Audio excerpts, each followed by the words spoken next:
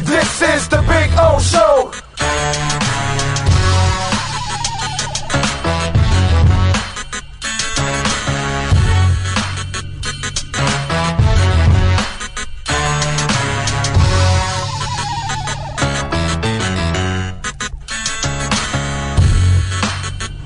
This is the Big O Show. This is the Big O Show.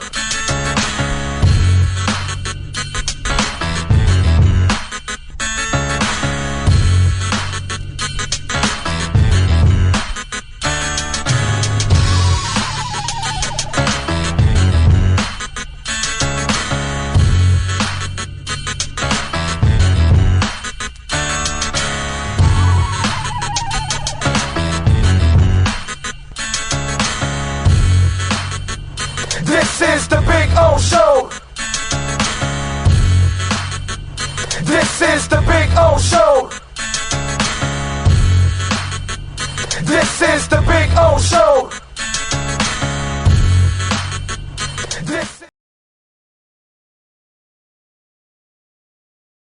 When you move, you need a reliable company led by passionate folks eager to assist its customers during a transitional process that needs to be smooth. Call Essential Moving Experts at 844-368-5750 for all your local and long-distance moving needs. You can rely on Essential Moving Experts.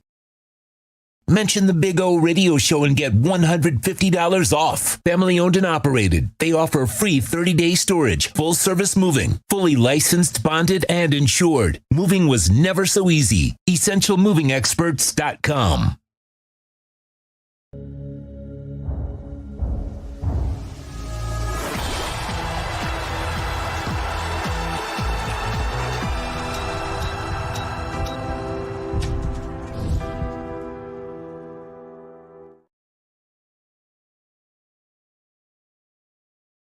There's no need to drive around South Florida wasting valuable time looking for a new or certified pre-owned Acura. Go to the #1 volume sales dealership in the Southeast United States. Craig Zinn's Acura of Pembroke Pines. Purchase with pace and space in a dealership tailored to your needs. From home buying to providing that personal touch. Contact the 2020 Satisfaction Award winner Craig Zinn's Acura of Pembroke Pines. 888-776-5123. That's 888-776-5123. Or visit them at 15601 Pines Boulevard in Pembroke Pines.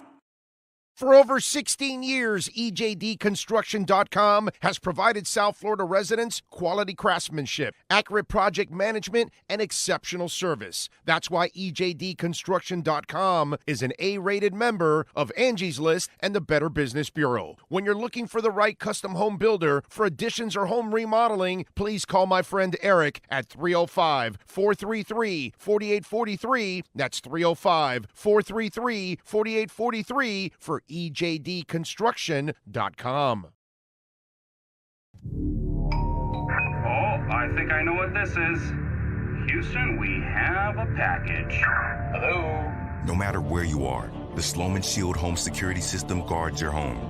With next-gen perimeter protection, 24/7 monitoring, and interior motion sensing.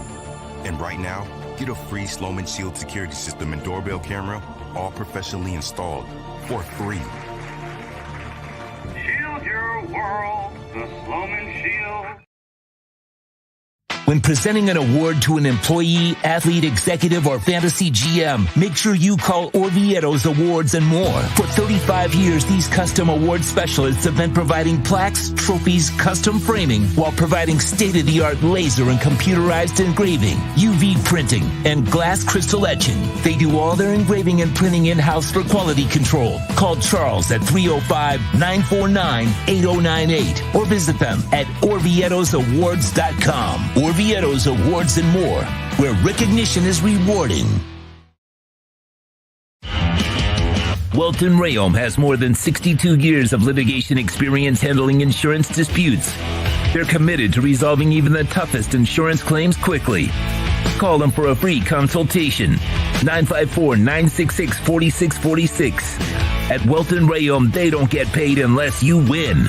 Property damage claims to your home, business, or condo as a result of a hurricane. Welton Rayom can help. Water, mold, fire, smoke damage, Welton Rayom can help. call 954-966-4646. Welcome to Caneswear. New store, new items, same great experience. Family owned and operated since 2010, Caneswear has the latest merchandise from the Miami Hurricanes, Miami Dolphins, Florida Panthers, Inter Miami CF, and more. Come visit us at our store in Davie on University Drive, just south of 595, or online at caneswear.com. Caneswear, the spot Miami fans shop.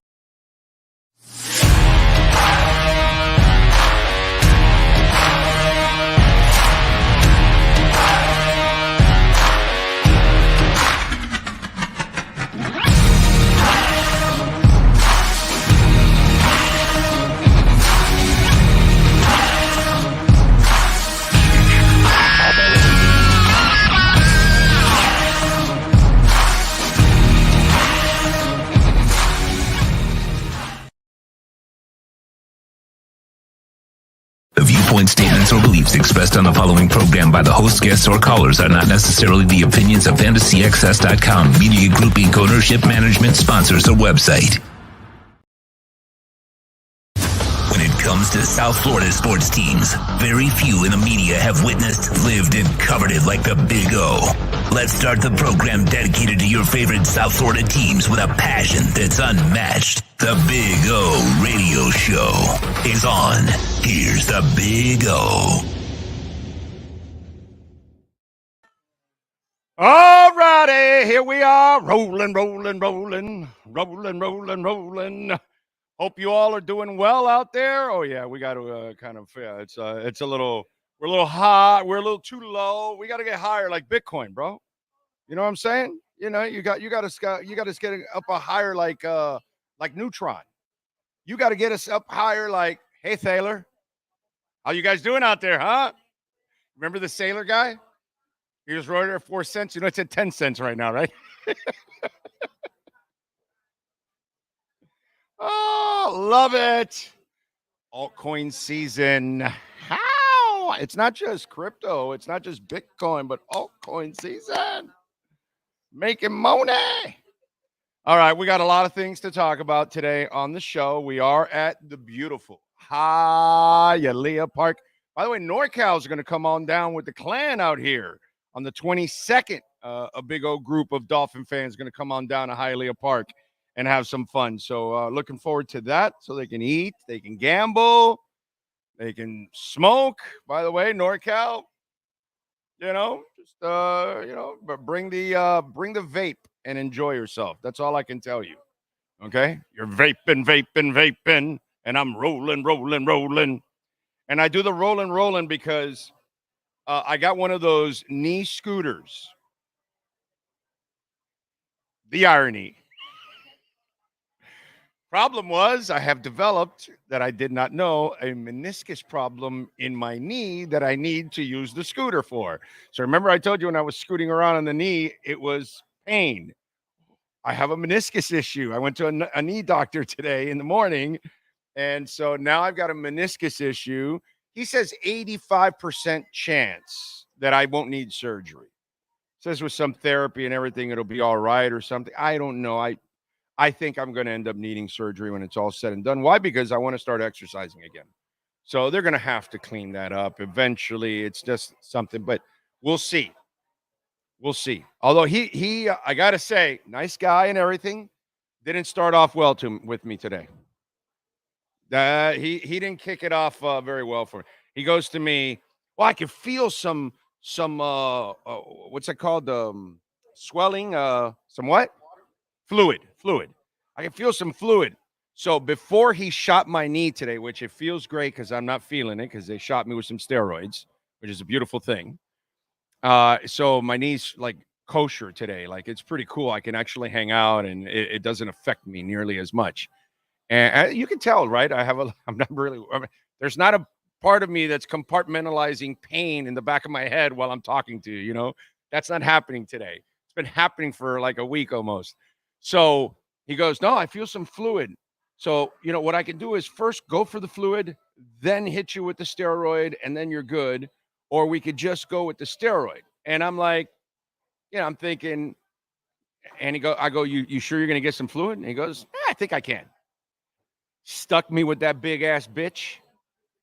He tried to suck whatever he can. He went right across my knee because I felt that shit going. Yeah, you feel it going across your knee like he's in search of, It's like, da, da, da, da. It's like that in search of, right? Wasn't it Leonard Nimoy, In Search of? Something like that, a show years ago. These are things that they're living in my head, and I have no idea how they pop up. But I want to say there was a show called In Search of with Leonard Nimoy from Spock, Spock from Star Trek. And he had his own show, and it was kind of one of those things. Anyway, so, he's exploring, and then he pulls it out, and then he hits me with a steroid, which is great. And then he says, no, sorry, I didn't get any fluid. And I'm like, what? I go, bro, you made me go through this, and you got no fluid? Come on, bro, you got to score. It's really all about the Finchmeister, right? What is it? Is it Finchmeister from American Pie, or what is it? Bro, Finch, right? It's Finch, right? Finch is the dude that the party guy. It's right? Whatever. Well, it's the right. Oh yeah, no, Finch is the one that bangs the mom, exactly. So then I'm talking about the other guy. What's Stettler, whatever, the clown. Well, you remember in the scene of American Wedding when he's screaming to that lady, Stifler, exactly. When he's screaming to that lady, you don't you don't win until we score. So they went and finished the flowers, and they got the wedding done. This guy, he didn't score. You can't tell me I'm going to get some fluid. And then you go in there and you're dry. No crypto advice for him. Okay? None. He doesn't get to make money. Done. Damn it. Anyway, so now I'm good. So it looks like I'm going to have to go through, the other 5 weeks of this crap where I can't put any weight on the foot, go through all my, rehab of this crap, and then I can then look into the knee. And then hopefully we'll see what happens. So that's been my day so far, and then I got home and I got to prepare for the show. And now, Anthony Weaver was introduced. Last night, the Heat had a terrific performance. The Panthers continue to prove they are the bomb of the town, bro. You know what I'm saying? It was a good night. It was a fun night last night. I know Canes couldn't get it done, 77-60 to Clemson. But I this is not their year, it looks like it. It's just kind of been a rough one, overall for them. But anyway, so we got a lot of things to talk about. Talk a little bit about Anthony Weaver. Obviously, we're going to address what happened in Kansas City. And, first of all, let me tell you something. Yesterday was another heartbreaking moment in our country, and our laws are terrible. We don't put people through the kind of background checks you need. We don't have the laws that scare people into not doing crimes, period. You got to understand that this is kind of a foundational thing that you have to do in our criminal system. Okay? And we don't do it.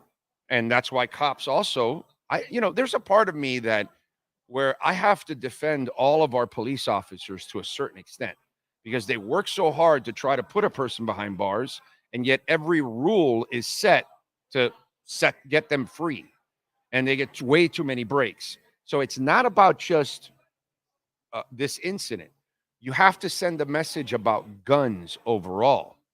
And I've said this over and over and over again. I'm 57 years old. I have lived most of my life. Okay? Let's be frank right now. I don't even think I got a back nine left, right? Because I don't have another 57, right? I don't have a back nine. I have a back 4 left, probably. Okay? If I'm lucky. All right? So, but you ever had the hankering to go hold up a store or rob a house or take a car from somebody? That's my point. And so our problem is, okay, I've owned guns all my life. All my life. No thoughts of doing crimes with them. None. None. I know what it's for. Somebody breaks into my house, somebody comes to my house, I'm shooting you. That's it. That's what I'm doing. I'm shooting you. Several times, by the way. I'm not doing what they do in the movies, where they hit you once and, oh, let's hug each other. No. I'm pumping 8 into your ass, and then I'm going to hug everybody else. I'm going to make sure you're dead, by the way, if you're in my house. I just want you to know that. Yes? I watched you shoot a Top Gun. Oh, wait. It would take all 8 of them. Okay, wait a minute. My wife will shoot you dead. There you go. All right, that's better. Okay, now you got it? Okay. My wife will paint an arrow on your ass. Okay. She shot an arrow. I don't know how she did that. Anyway, so point is, no, in all seriousness, this is what I've said before. Do you carry a stolen weapon ever? I don't. You do? No, right? I mean, there's no need for that, right? Common sense, normal human beings, that's what we're supposed to be. Okay, if you can't be that, then you can't be a part of society. So it's simple. I've said this for many years now. You get caught with an illegal gun, 15 years in jail. No questions asked. None. You commit a crime with a gun. Nobody has to die. And you use an armed gun in that process, 25 years. No questions asked. There's no parole. There's no breaks. There's no nothing. It starts foundationally. You got to have background checks, thorough background checks.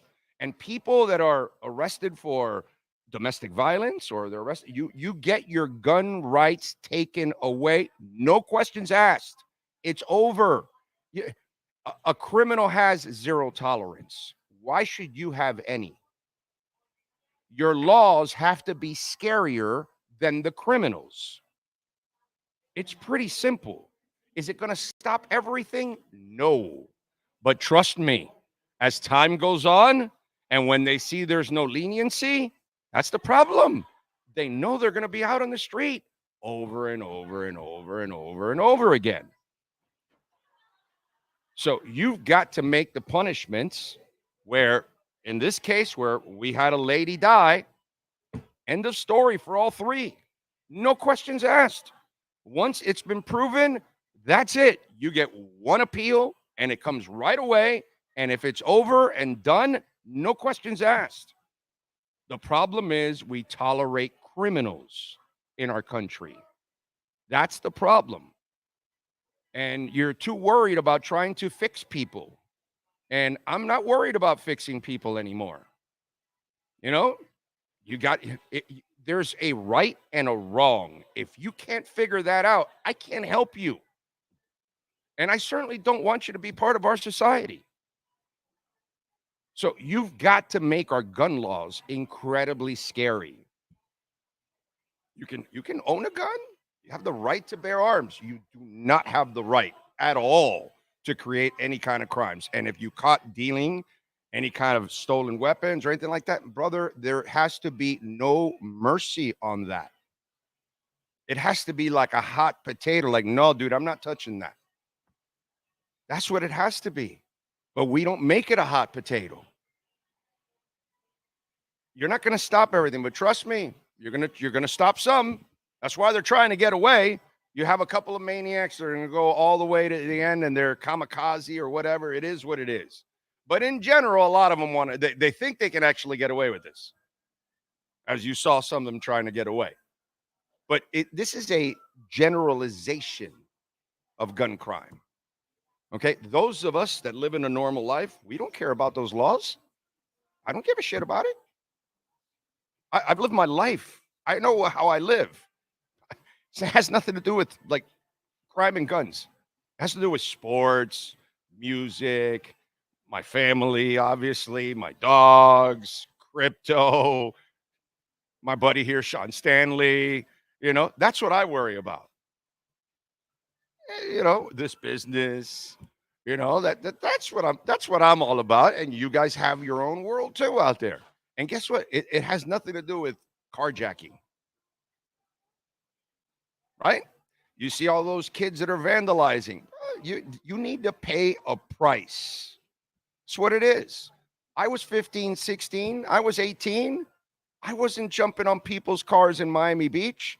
I might have been getting a little high, a little drunk, having some fun, getting laid. That's about it. That's kind of what I was doing. I didn't have crimes involved with me. That wasn't like the idea that I wanted to go hurt another human being.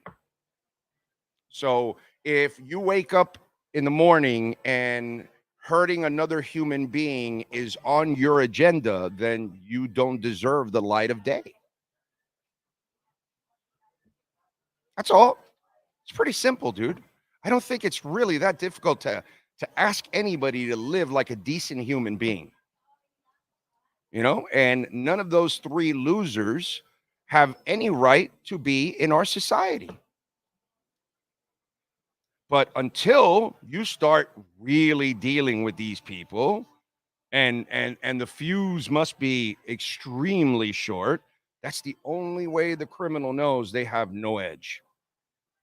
But when they know they can buy their way out and they constantly can do stuff and get out and use this fake program or that fake program to lie about this or lie about that and say that you're straight and all that, we have too much tolerance. That's our problem. When it comes to criminals, we should tolerate each other, caring for each other, whatever, believing in certain things and building things and our rights and those kind of things. We can all those kind of things. But when it comes to hurting someone, we all have to be on the same page here. Every single one of us. So we can't have shooters just because they want to kill Kansas City fans, or they want to kill gay people at a nightclub, or they want to shoot up black people at a supermarket, or whatever sick, bias, dirty agenda that's involved. And these kind of things have to be dealt with, and dealt with severely. If you don't, then this is what happens. What happens to your kid? No criminal whatsoever. What happens to your kid if you let him not clean his room? And it leads to something else, right? He's hiding a steak somewhere that he didn't eat in some toy. And then this all stupid shit the kids do, right? Because you can't give your kid an inch, because then he'll take a mile, right? And he'll do all kinds of stuff around your house and destroy your house, right? As they're growing up. And you got to create laws for them so they can live normal. Well, it's the same kind of structure. It's just a different phase of life and a different type of person that you're trying to, And these are people that, why do I want to waste my time reaching these people, rehabbing these people? You want any risk of putting those three guys back out into society at all? At all? No, not at all. Right? I'm 57. I've never even thought of doing something like that. I can't even think about it. So I don't know where we're at, but I know this: we don't care. We don't care. That's for sure, because Sandy Hook and Marjorie Stoneman Douglas, and it just goes on and on and on, and we don't care. And there's a reason why, because we never get it. I mean, look at them now. Those people can't get anything done in the house. They can't even agree amongst each other. You know what I'm saying? So it's a disaster. It's an absolute disaster. They don't care. They don't care how many kids die. 8 kids were shot out of the 22. Lost a young woman who's a DJ. What? Oh, it was more than 8? Are you serious? It was more than 8? I thought I read 8 out of the 22 were kids. Wow, it just gets even more depressing. So Matt Verderam's going to join us in about 10 minutes. And I tweeted this out yesterday. The NFL can end this right away for them. We can't end all the other mass shootings, right? But for them, this is what you do. You celebrate all your championships in your own home stadiums. Season ticket holders get the ticket first to get in. The rest of the tickets that are left, you sell them to the public, right? IDs required, all of that required. And you sell it like, for $3, $4, $5. The proceeds go to a charity, okay?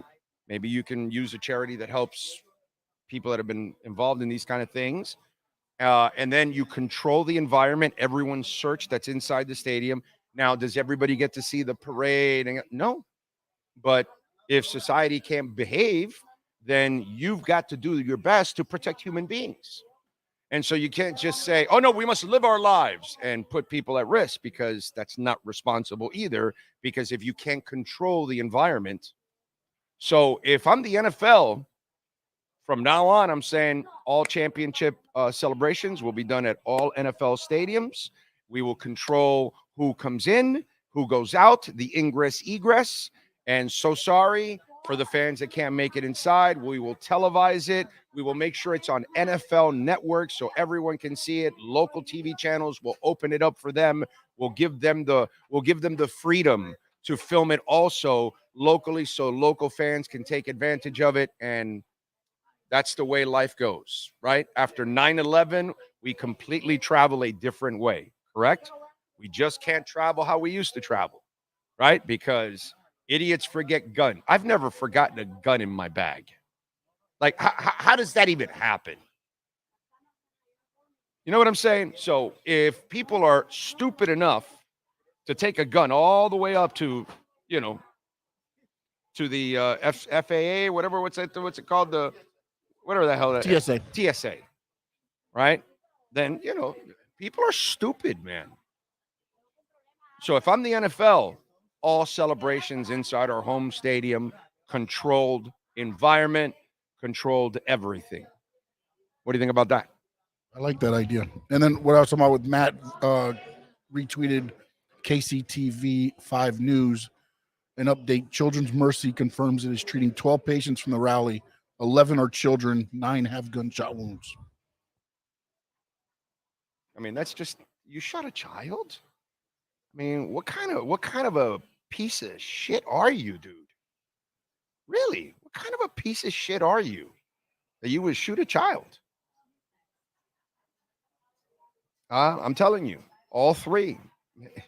This is where it stops. This is what you have to do. You must be ruthless with criminals. We are not ruthless with criminals. We think we can rehab them all and all that kind of stupid shit. Rehab the guy that stole the Mounds bar. I love Mounds. I know most of you don't, but I had to use it in there. So it's the only time I can sneak in a Mounds bar without somebody going, ugh. Not worth stealing. Yes. No, I'm saying this is those times where it's like, look, if you kill somebody, I personally believe you should die. You should die. Yeah, exactly. At that point, I mean, this is just getting out of hand. Yeah. True Fin fan, happy 46th birthday to me. No place I'd rather be than here listening to my favorite guys. Thank you, True Fin fan. Happy birthday to you, sir. Stetson O is in. Jay Gelfin in. Looking the nickname Dunkyard Dog for Robinson. His story just continues to grow. And I got something about Robinson that's interesting. That we've talked about his improvement and what he did last year, which was just absolutely phenomenal. And he's continued to do it again. I remember when I compared him to Bill Bradley for the New York Knicks championship. He's developed. Yes, now he's looking a lot more, except Bradley probably could not shoot the 3 like this guy. But yeah. Now we're talking about a complete basketball player now. That's what we're talking about. Think Blue Dodgers is in. J-Town, Captain Saki. He is in Tarpon Springs, Florida. Thank you, Captain. I appreciate you, my brother. Cosa Nostra is in. So much for Major League champ. Oh, yeah, no, forget about Major Leagues. The Marlins don't mean anything in this town. They don't do anything to try to win, bro. They're too poor to compete, unfortunately. They want to do it all the cheap way. Big O, it's great when the Heat beat the overrated Sixers. Yes, it is, Ray. Brooklyn Rob is in the house. The more I watch the Panthers, the more I see a championship caliber team. Dude, road record. Road record. It matches the home record. These guys are the same team at home and the same team on the road.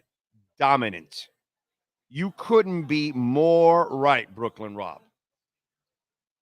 That's exactly. Paul Maurice really was like, after you added the GM, Zito's a badass, bro. He's a badass, and he's intense with those eyes.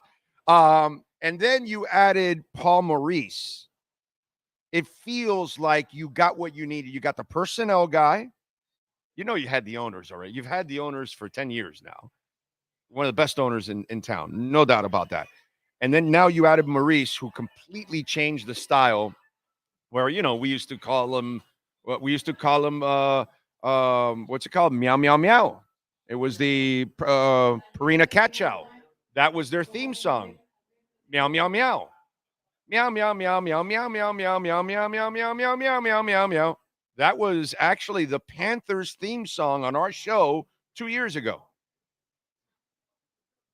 Because I talked about what kind of wussies they are constantly, that they're getting trashed. Trocheck, everybody would take a shot at Trocheck. Trocheck was like the woman in Airplane. Everybody's in line, she's panicking, and they're slapping her, and the next guy's got a bat, the other guy's got a gun, other guy's got this, So it just kind of felt that way.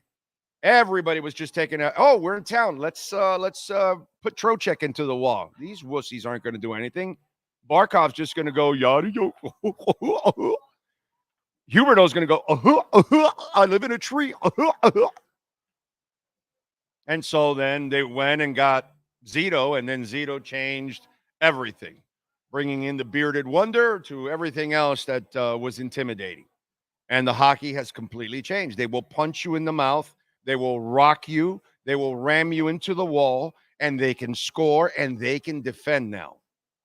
It is a complete team, Brooklyn Rob. That's why you're watching what could be a championship caliber team, because they now have all the characteristics that they were lacking a couple of years ago. They only had offense. They didn't even have a consistent goaltending, and they certainly had zero toughness. Okay? Once you brought in Radek and all these other guys, it just changed the attitude, and everything started to change. Different team now. Gus 1388 is in. Alexis, Daniel Guzman, Skylar Tipton. How is it we seem better without Jimmy? Well, because you're playing like NBA basketball. So now what you have to do, Skylar, what Spo has to do now, the way the Miami Heat have played the last couple games here, you guys hear me all the time, right? The Heat are a 2-point team in a 3-point world, right? That's my saying for this team constantly. Okay, have you seen a 2-point team the last 2 nights? Okay, so we got to get back to this right here. So you've got to find a way where Jimmy acclimates to this. And he can, because he can defend, he can facilitate, and he can play garbage basketball off these guys. Knowing that they're going to shoot, be there for the rebound, be there for the putback. Use your vice grip hands to put that bitch back, because you're one of the best in the NBA inside the paint. You're one of the toughest, and you've got, I think, three of the best pair of hands inside the paint. Once that dude clamps on the ball, it's over, dude. He drives through everything. It is impressive. So Jimmy Butler will have to become a player that plays off of these guys and feeds them. Kind of a garbage player in a way. Now, he has been shooting better threes, but I still don't want to necessarily, there's a lot of other guys I'd rather shooting threes. You know what I mean? Jimmy once in a while, okay, but volume? No. We don't need volume shooting Jimmy. That's not productive. And he knows that. He doesn't go crazy and starts taking 8 threes and stuff. That's not his thing. So this will be interesting if you can continue these characteristics, because this is today's NBA, and then Rozier can run with these guys. That should be not a problem, and it shouldn't be a problem also for Josh Richardson to play off of them, because he's not necessarily known as an offensive, big time weapon. But Jimmy's going to have to kind of play within that. And then maybe you have your because you've got your intimidator, your guy that really brings, the defensive sauce to it. Let's see. Brian Landis is in. Lisa Rose is in. Geesh, hate that you are falling apart physically. LOL. I'm 10 years younger than you and started it, and it's starting to happen to me. Sucks getting older. Yeah. What are you going to do, man? It is what it is. But it's all repairable. You know what I mean? It's just now I got to go through hell, for the time being. And then we'll figure it out after. I'm just glad they got the knee pain out, man. Knee pain was killing me, dude. Killing me. Eddie Lepp is in. Dude 67. Josh, Les Jam. Rosendo. Greet your problems and decisions with peace and calm. Use your inner wisdom to evaluate and make smart decisions for yourself. That's what that's what us normal people try to do, Rosendo. It's just too many people that aren't normal. Dave is in, wishing True Fin Fan a happy birthday. Happy birthday to you, True Fin Fan. Thank you, sir, for spending it with us, and appreciate your support. Enjoy your birthday. NorCal says, I just got the Sticky Ricky 3-pack bout to Puff Puff give. It's a lot. Luis Benito. Dan B. Big O, you're absolutely correct. In today's day and age, what you have suggested needs to happen, but it won't. What's up, everyone, says John Padilla. Juan Rosa. Oh, I had meniscus tear a year ago. I had a PRP injection done to my knee. I run better than I walk. Look into it. Won't regret it. It's painless. PRP injection. All right, I wrote it down, doggy. Thank you. Appreciate you looking out, man. That's super cool. Let's see. Juan Rosa, Fins TD 23. Big O, this is unacceptable. They should make you pay to go in the stadium, even though it may sound stupid, but it will stop the bad people from coming. No. You didn't understand me. No. Season ticket holders are already known. You already have their IDs. You have their home addresses. You know them.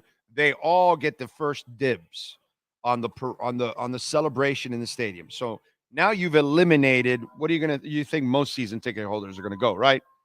Yeah. So if most are going to go, you've eliminated about 60-70% of the stadium, right? Now you're the 30 you sell, but you sell, IDs and all that. So the ID has to match the ticket. So when they come to the gate, they get searched. And, you got to give some people, regular people, an opportunity, but they're all going to get searched. They're not going to be able to walk in with guns, dude. So you're safe. You know what I'm saying? So that's the way you do it. That you need proper ID. This isn't like a ticket you scalp or no. It can be controlled. It can all be controlled. You know what I'm saying? So that if you're smart, it's just like a regular game. The tickets are sold to the season ticket holders, and then you have your single game tickets. End of story. So they'll sell it to their season ticket. I mean, they'll give the ticket to a season ticket holders, and then they'll bring their sponsors and all that, and then they'll have the open tickets for people. And that's it. And the rest is shown on television. All local channels get the opportunity because the NFL Network is not everywhere. And then that way, everyone can be a part of it one way or another. Lewis doesn't like mounds. I don't blame you, dude. Most people don't. I'm a weirdo. I know that. But I'm willing to admit when I'm wrong or I'm odd or weird or whatever. I don't know. People just don't have they have a problem with that. I understand. I'm a weirdo. I like mounds. What can I tell you? It's total weird. We are neutron dancing. Love Pendle and IMX. Also Bitcoin and ETH go up. I'm green. Enjoying it. Thanks. So of course, bro. You're welcome, bro. You're welcome. Lots of you are making a lot of money. We're doing really, really good, bro. I mean, Kryptonite went up 30% today, So it's one of those that we told you, take advantage of the dip and you're going to make yourself some money. All right, let's do it. He's ready to go. The man, the myth, the legend, Matt Verderam. And sadly, Matt Verderam was there yesterday. It was a happy moment, but unfortunately, it did not turn out well. Let's bring him aboard. Matt Verderam, of course, from Sports Illustrated. He was there with his father at the parade yesterday. That's why he wasn't on the show yesterday. How you doing, my brother? How you hanging in there? I'm fine. Thanks. Yeah, that was interesting and then tragic. And I think what's more tragic, quite honestly, is the reaction to it. The reaction to it, which is the reaction to every single shooting in this country, which is the same bullshit cycle that we go through all the time. And it's tragic that someone lost their life. It's tragic that over half dozen kids were shot, and thankfully they appear that they'll survive. But yeah, we were a little up the parade route. We were having a lunch actually when it happened. I think, and I'm not from Kansas City. I'm not that familiar with the layout, but I think we were about 4 to 6 blocks away. So we didn't even hear it. We saw a lot of the first responders going down there. To be honest with you, I didn't think much of it. I just thought parade's over. They're going down there to kind of, maybe there's a dispute, whatever. We didn't even know that something had happened until we got back in our car. And then I looked at my phone, and all of a sudden, all these people were texting me. But yeah, awful situation. Yeah. I'm one of those that was texting you. Yeah, you were. Yeah, and thank you. I appreciate it. But yeah, you were. You were. My wife was. My mother was. People that were at the parade were. Yeah, there were a lot of people. I tweeted out. I said the NFL can end this. Hold all celebrations inside your home stadium. Yep. Free tickets to your season ticket holders. You already have their IDs, everything.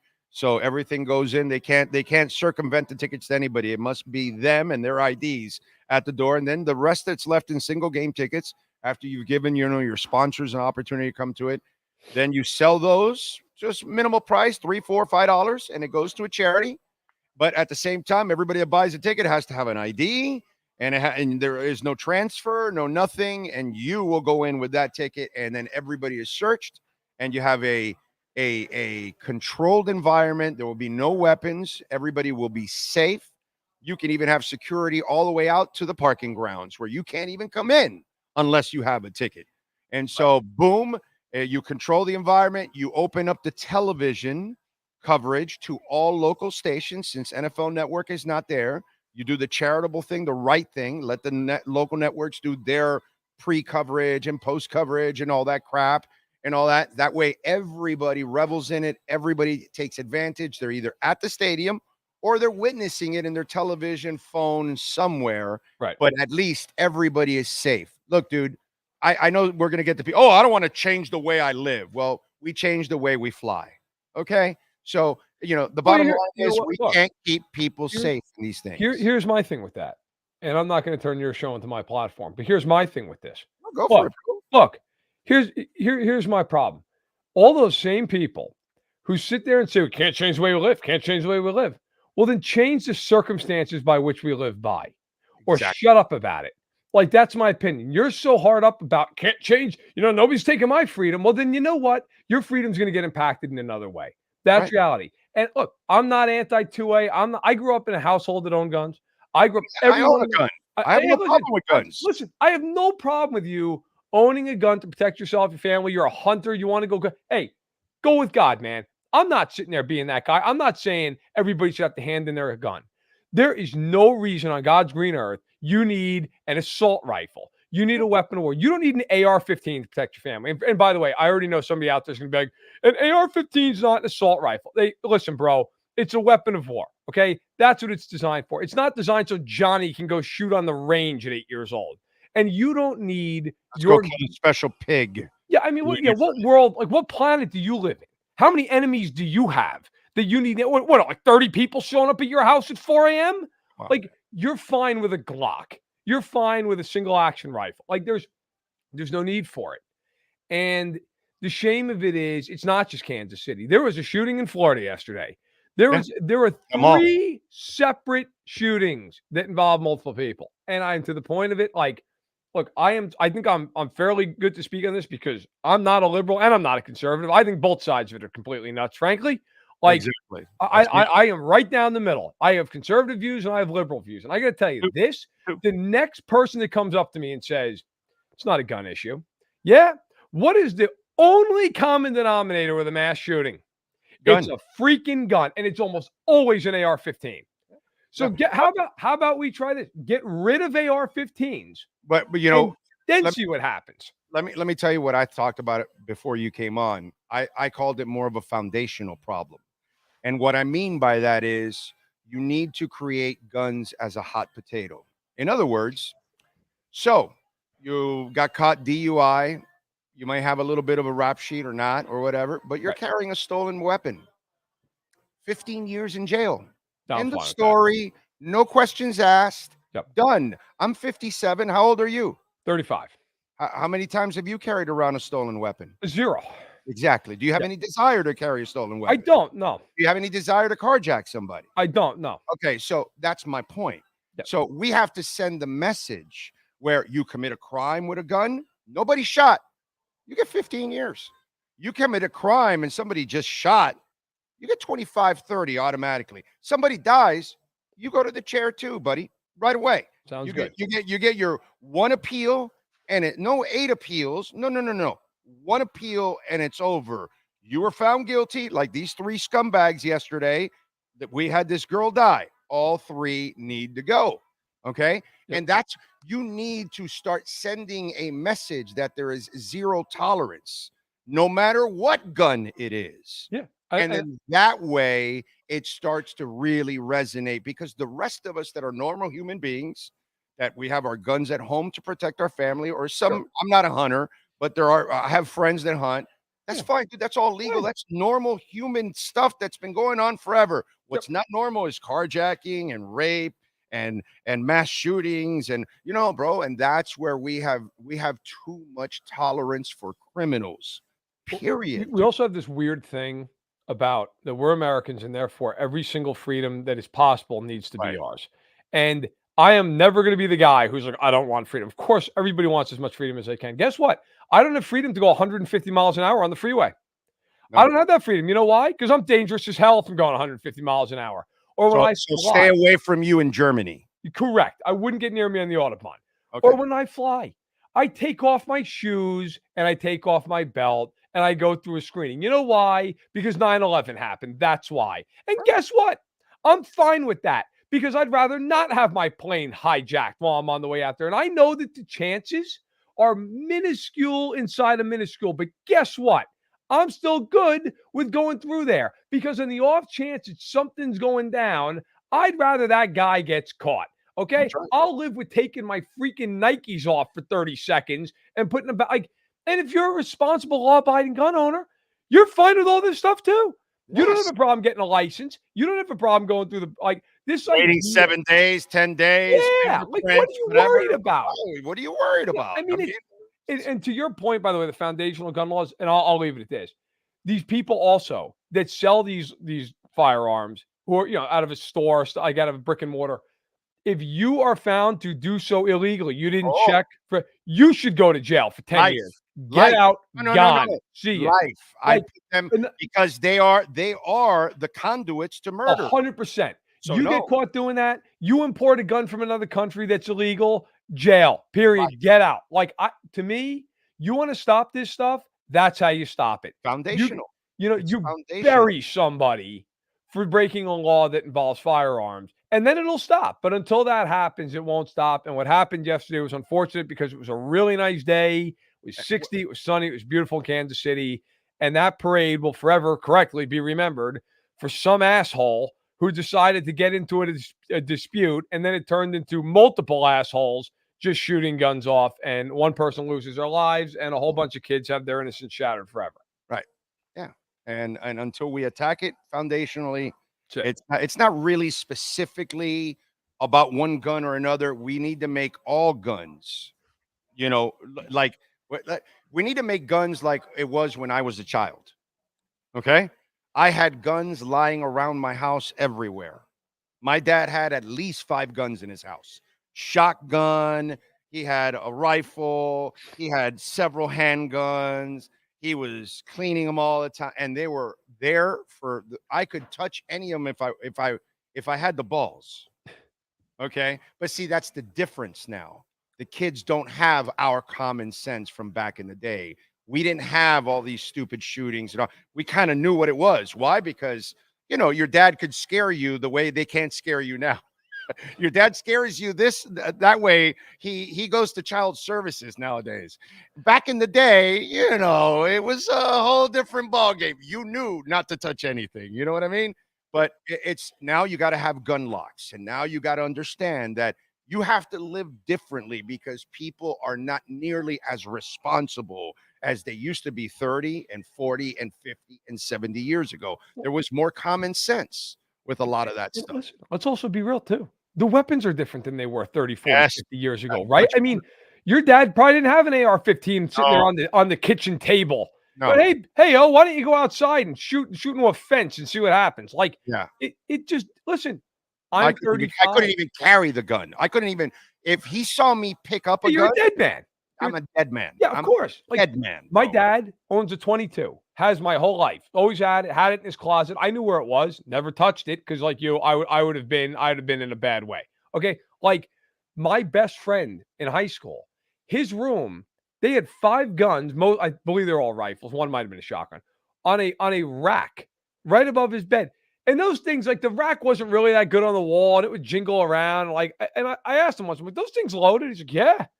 Never thought to myself once, like, oh, this could go downhill, right? Like, we're idiots. Like, one of us slams into the wall, like this thing falls off the. Nobody ever thought about it. He hunted all the time. Right. My point is, there are plenty of people who are completely responsible with their gun. Now, granted, maybe that wasn't the most responsible thing in the world, but like most people are responsible with their guns. The problem is the weapons are different now. The worst argument in the world are these people, these cretins who are like, listen, I need it because the government might come after me. Bro, I got bad news for you. If the government comes after you, your AR-15, not going to win against their drone. It's not going to happen. This isn't 1785 where it's musket on musket out in the yard, man. Like, you're going to lose. You're going to lose. Like, so the idea that, like, you're protected against a tyrannical government because you have a shotgun, like, no. Like, that. This isn't 1700 something. You're losing. The LA car chase always ends one way, right? It does. Oh. Yes.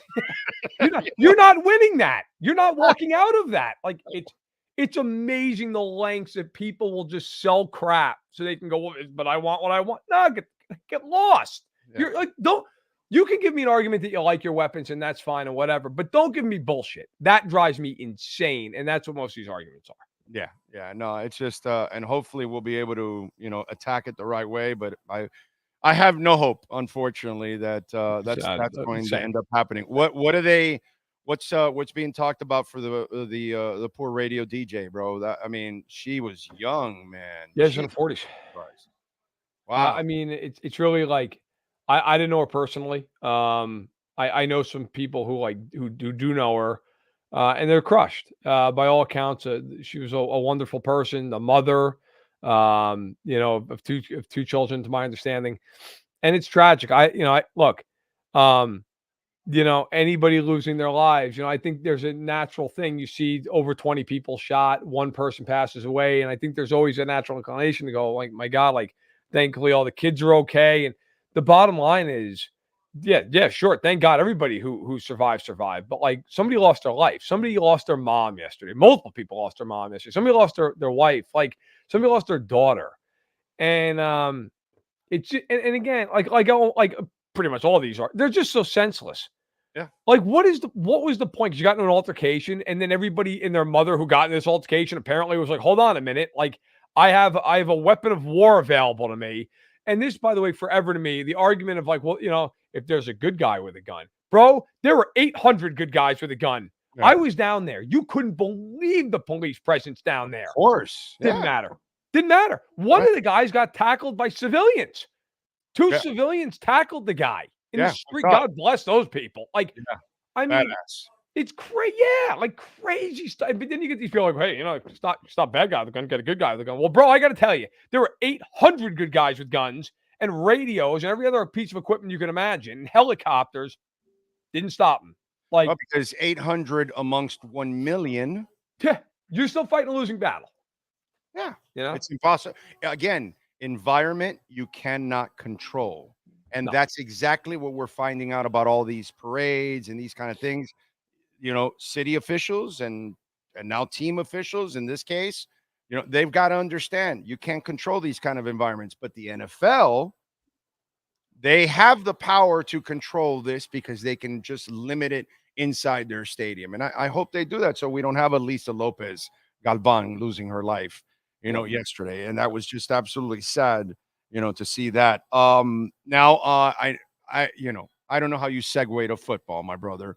I'm wrong. He's staying. He wants the three-peat.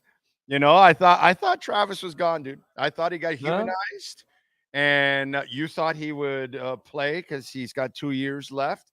But this three-peat thing, and then Chris Jones. I even had some, Dolphin fans who always love these silly hypotheticals. Hey, why don't we go after Chris Jones? I'm like, well, is he available? How do you even know? Well, now Chris Jones wants to be there for a few more years. Kelsey is coming back. So, and that they're going to focus on the draft and bring another wide receiver to that team. You can bet your ass on that. Yeah. Talk to me about how it looks for them, because obviously they've got money and they've got to pay people and the challenge of all that kind of stuff.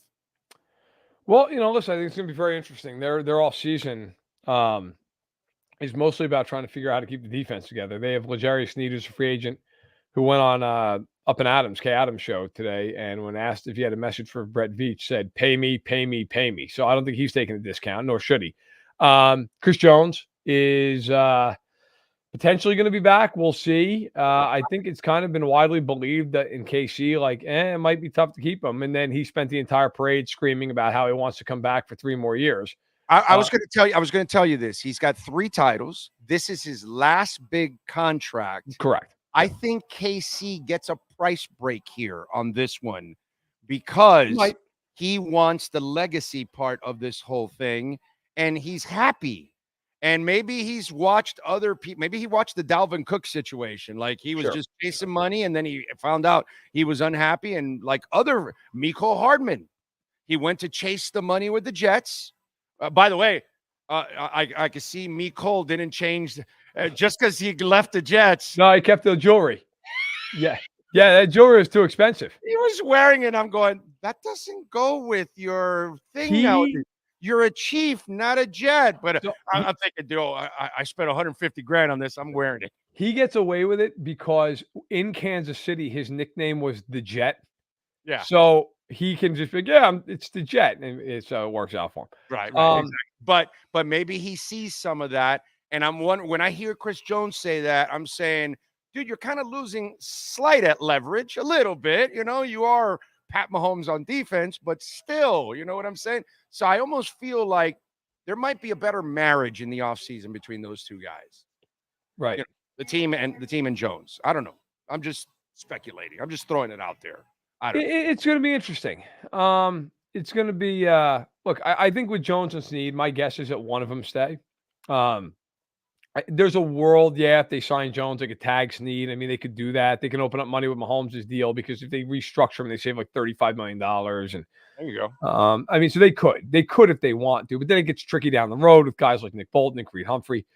When you're three-peating, bro, you'll deal with that shit when you have to. I agree with you. That's kind of how I feel about this. Like just kind of talking to people around them, the mentality is like, we have to do this. So like I think look, it's kind of like if you're in the middle of a perfect season and you could rest guys, but you're like, look, man, we're trying to have a perfect season. Like we're going for it. Right. Brett Veach is pretty aggressive by nature. I think they will try to keep as many of these guys in-house as humanly possible. And they might say with the receivers, look, there's 1 million receivers in this draft. Let's just take one. Let's take one in the first round. Let's take one in the second round, whatever the case may be. But they just won the Super Bowl with this group. Like, I think there's 2 Super Bowls with this group. There's a good chance they're going to try to keep everybody around. I think Drew Tranquil is a guy they'll try to retain. I think Donovan Smith, they might let walk. They have Juan Morris behind him who they like. But yeah, I think offensively, the only thing they really need to do is add a receiver. And then defensively, it's how many guys can you retain? I mean, that's why they're the youngest defense in football. So it's really just, do you bring back Jones and Snead, or is it one of them? That's kind of the big question facing them. And here's the big thing of all of this. Oh, Tom Brady, the GOAT. or could it be Pat Mahomes? This, that. Oh, does he get 7? Okay, no, but he has a 3-peat. Tom didn't get a 3-peat. And so, Right. okay, Right. New England Sure. is the dynasty of this century. Yeah, they got 7, but Kansas City got 5, let's say, or something. But they got a 3-peat in the middle of that. That's something they didn't do, because our Dolphins did the 3-peat. They just lost the first one and then won the second and the third, but they did a 3-peat. It just, they didn't peat the third time.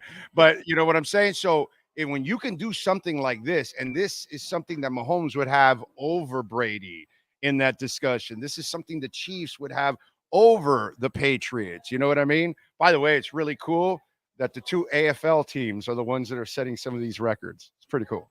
Yeah. I think you bring up a point that I've thought about a lot this past past week, last few days, especially for Mahomes. It is not lost on him that if he wins this next Super Bowl, he's done something Brady can never say he's done. And no one's done. No one's done. Right. Nobody in Super Bowl history, Super Bowl era has ever done. But he will have that on anybody forever, right? Hey, first one to ever do it. And if you're them, like, you look at this team and go, listen, we bring the exact same team back in a draft class, got a pretty decent shot, right? I mean, if you add one receiver, you have a defense, is a top 3 unit in the league. You got a good offensive line. You got Kelce, you got Rashee Rice, who's now not a rookie in the second year. You have Pacheco. I mean, so, and it's a division where the Raiders and Broncos aren't threatening. The Chargers should be better with Harbaugh, but you wonder if they're going to take a step back with the cap crunch this year. Yeah, they got problems. They got problems. Like, this might be kind of a reset year for the Chargers. So, like, and by the way, they need to hit on picks to reset this whole thing and all that. They're not making a quick turnaround. So if you're the Chiefs, you're looking at the conference going, all right, look, the division, if we're healthy, we should win the division again. And the Ravens are going to take a step back. So they're going to lose some guys. And, the Bengals, will see what happens with Higgins. I would think they tag him, but, we'll see. The AFC South, I like the Texans, but I don't think they're there yet. We'll see how the offseason plays out. The AFC East is probably where you're threatened. I mean, Miami has a lot of talent. Buffalo's the team you look at and go, okay. But I mean, all the QBs, bro. All the QBs are in this conference. Right. So I think I would not be surprised to see the Chiefs do whatever they can to try to keep just about everybody at a receiver and then say, hey, look, if we got to pay for that 3 years down the road, fine. We'll pay for 3 years down the road. Last year, the Panthers ended the Stanley Cup where Kachuk scored a goal and everything with a broken clavicle. Yeah. Yeah. Okay. Radko Gudas had a high ankle sprain, played the entire series with a high ankle sprain. There were a couple other guys that had this, that. You're like, what the hell is going on here? And then we have the NBA that has load management. And then we have Allegretti playing with a completely torn UCL ligament in his elbow, an offensive lineman playing with a torn elbow, completely torn elbow ligament since the second quarter. Yes. It's interesting how NFL players, NHL players actually, play the game to the extreme compared to the NBA that they're worried about their little load management crap. I mean, that was crazy when it came out that Allegretti played with a torn UCL in the middle of the second quarter. That's crazy. Come on. And like Mahomes tweeted out afterwards. Mahomes was like tweeting basically like, yeah, we needed him. Like, yeah, well, he's done it too. He's done it too with the ankle. Oh yeah, for sure. But I'm saying, like, that's still, like, it's crazy. Like, I mean, you're blocking a 330-pound guy can run like the wind, and you're like, all right, Yeah.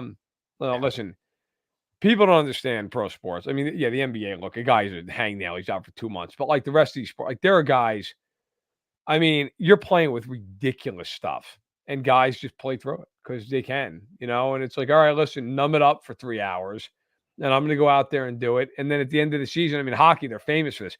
Hockey, playoff season ends for some team, 8 guys get surgery. I mean, I'm a Devils fan. I remember one year, it was the last year they won the Cup, 2003. Scott Stevens, who was a great defenseman for them. People don't know who he was. Physical as hell. He took a slap shot off the side of his head, and part of his ear came off. And they sewed his ear back together, and he played in the next game, the next night, against Tampa. Just just completely unfazed by the entire thing. Like, they put a little flap over the ear to protect it, like just this little tiny flimsy piece of plastic, and he played the rest of the playoffs like that. Just fine, didn't matter. Guy lost part of his ear. There was blood all over the ice, and they just brought out like a little chisel and chiseled up the blood, and then he put a little cover over it. Good to go. Not a problem. Play the entire rest of the playoffs like that. Like, guys are crazy at that level. You kind of have to be to get there. And, you see that occasionally. All right, man. What do you got going on in Sports Illustrated so folks can check it out, my man? I've got kind of on vacation for this week, so it's been nice. I'm going to be going to the Combine in Indy. Looking forward to that. Looking forward to being there. Will you be at the Combine this year? I don't think so, man. I don't think so. All right. Pass on the Combine. I'm talking to a couple. If a couple people tell me they will have time to meet, then I'll go. Okay. But if I can't meet with certain NFL people, I don't want to go.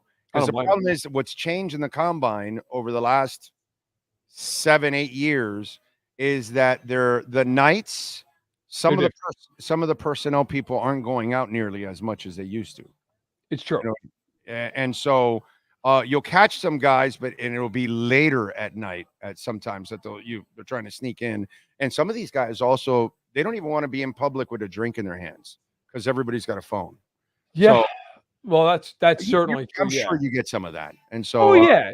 I'm still leaving it up in the air. I may go, but not yet. We'll see. Okay. Well, I'll be look, I've got some off-season pieces coming out.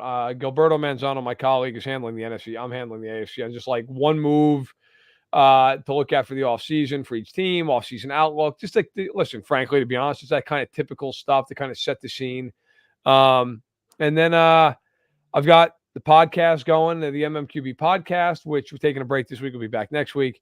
And just a lot of free agency, a lot of draft, kind of preparing for that time of the year. Everybody in my regular day-to-day life, they're like, oh, you can relax now. I'm like, this is busier than the damn season. Yeah. Like, I can't express the night of the third day of the draft, when that thing's over, I'm not a huge drinker. I have like 3 beers. I just sit down and drink. I'm like, oh, now it's my summer vacation, May, June, first half of July. But yeah, just a lot of off season, a lot of draft. And I will say, although I don't know how many Dolphin fans are going to care about this, but I launched the Matt Verderam show on Patreon, which is a Chiefs-focused podcast. My national one is the MMQB. Just kind of something fun, just a passion project. Go back to my roots a little bit. But if you want to check it out, it's the Matt Verderam show on Patreon. There's like 3 different tiers. You can be a free member, $5, $10 a month. So it's all there. If people just want to hear more of me for whatever reason, I'm there. There you go. Matt, as always, you're a stud, my brother. And we'll pass on the link. Just send it to me so I can get it off. It's probably on your Twitter feed, right? Yeah, it's pinned tweet. Okay, good. I'll retweet that. All right, my brother. We'll catch up next week. Appreciate you. You got it. Take care. You got it. There you go. The champion, Matt Verderam, baby. Gotta love it, man. Gotta love it. That is awesome. And if you're a Chiefs fan, dude, you're on cloud 9 right now. That's what you are. Let's get to our 3 graphic sports calendar. Last night, the Heat got it done again against the Sixers, 109-104, man. Back-to-back terrific wins without Terry, without Jimmy, without Butler. That's amazing. Duncan had 20 points, 5 of 7. Bam, 23. Tyler, 23. Highsmith added 16. They are off again, All-Star weekend. They're off till next Friday, the 23rd. They'll visit New Orleans. The Panthers, best team in town. They took care of the Penguins 5-2 on the road. They improved to 35-14-4. Lundell with 2 goals. Kachuk had a goal and 2 assists. Bob had 25 saves. Thursday, they're at Buffalo. Clemson defeated UM in basketball 77-60. They've got BC on the road on Saturday at 4 o'clock. The Lady Canes tonight are back in action. Number 19, Syracuse, taking on Miami at the Watsco Center. So let's see if Katie Meyer and the ladies can get back on track. And NSU on Saturday at 4 o'clock at Palm Beach Atlantic University. That is your 3A Graphics sports calendar. I'm going to get to some Dolphins here. I want to talk a little Anthony Weaver with you guys. But I also want to talk a little bit, mentioning the Heat. We gave a ton of praise last year to Duncan Robinson. We were very critical of Duncan Robinson 2 and 3 years ago, that he was a very limited player. If he couldn't shoot, he really wasn't facilitating. He wasn't rebounding. He wasn't defending. He really couldn't attack the rim. He couldn't put the ball in the court. None of that. And to his credit, And to of course Eric Spoelstra's credit, who apparently ran his ass into the ground to become a better player and challenged him. And to Duncan's credit, he understood he had to become a better player, and he did it last year. He started showing signs towards the end of the season before, but really showed it last year. Unlike Bam Adebayo, who's never broken through to become like a franchise player and be able to like enforce himself offensively, Duncan has, and he has become a more complete player last night. 23 points, 13 rebounds. 20 points, 4 assists last night, 5 of 7 from three-point range. You see him rebounding. You see him constantly getting assists. He is, I mean, what was it the night before with, where was that? 23 points, 3 rebounds, 5 assists, 2 steals, a block. These are things that just was not in his repertoire. And you got to remember where Duncan came from nothing. The Heat saw something there, and then they've polished up this diamond to compete. It wasn't just, okay, we'll make you a shooter. No, now you've got more than Jason Capono. No, you can do a lot more than Jason Capono.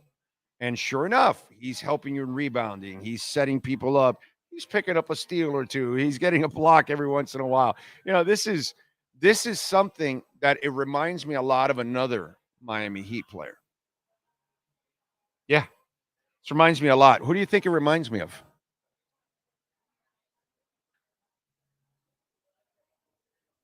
And he may become the second of it in this franchise's history. We may just have picked up another Udonis Haslem. You ever thought of that?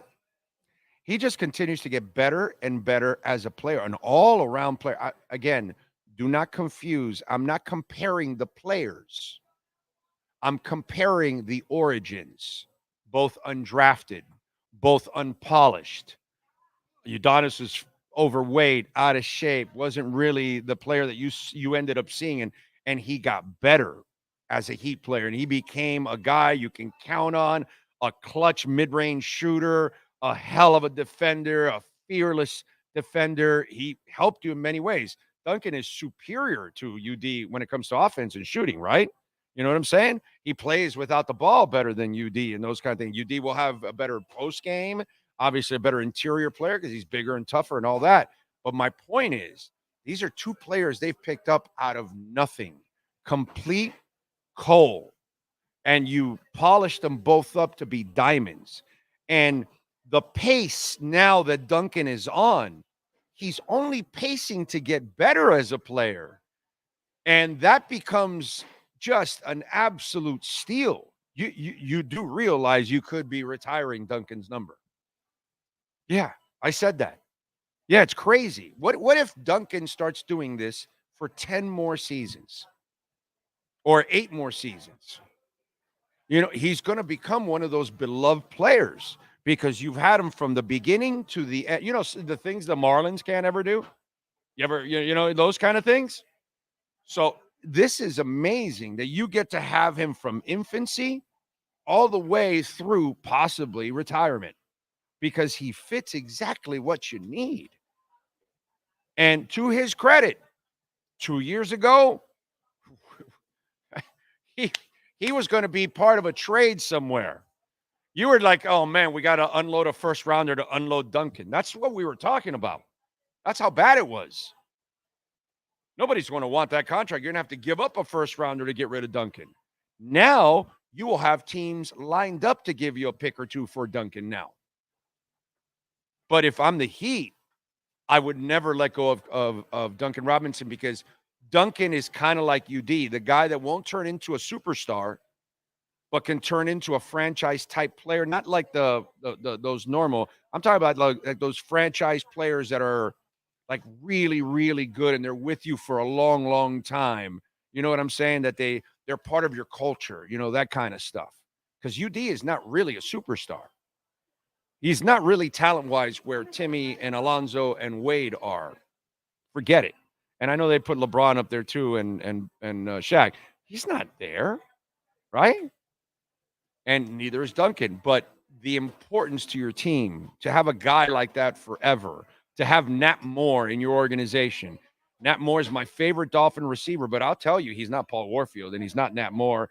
I mean, he's not Duper and he's not Clayton.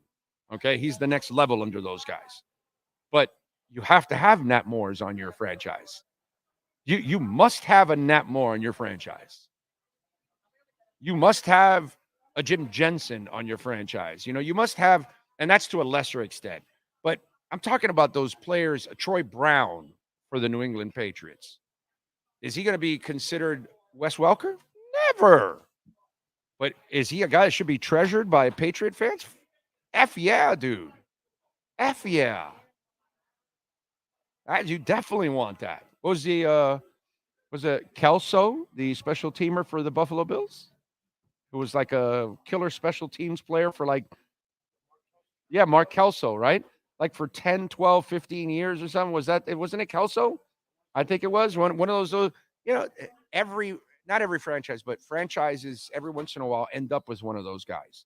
And it's one of those guys you want to keep around forever because they're just good for you, period. They're good for your team. They're good for your culture. They're good for your fan base, all that kind of stuff. So that's what I was thinking about Duncan Robinson, that he's on a pace that 5 years from now, we may end up like you appreciate him now that you didn't appreciate him 2 years ago because he didn't deserve that kind of appreciation. Now he does. And could he end up with UD-like appreciation 5 years from now? That's the interesting part. Duncan Robinson. All right. Steve Calabro is in the house. Big O, did you watch the Anthony Weaver interview? Yes, and I'm going to talk about the Anthony Weaver interview after we talk to Steve Calabro. We will talk about the Anthony Weaver interview, and we'll get into a couple of other things for Dolphins-wise. So we'll get into that, my friends. All right. Let's give him the mic at least for the moment. And as Jeff Spicoli would say, pot him up. Okay? Or Wiz Khalifa, or Snoop Dogg, or the people in the Smoking Hot Slots. Yes. We had a big jackpot the other day, too. Smoking Hot Slots? Just outside the Smoking Hot Slots. Okay. Linked to the Smoking Hot Slots, but right inside. All right. And they hit? Big. Just under 100,000. Wow.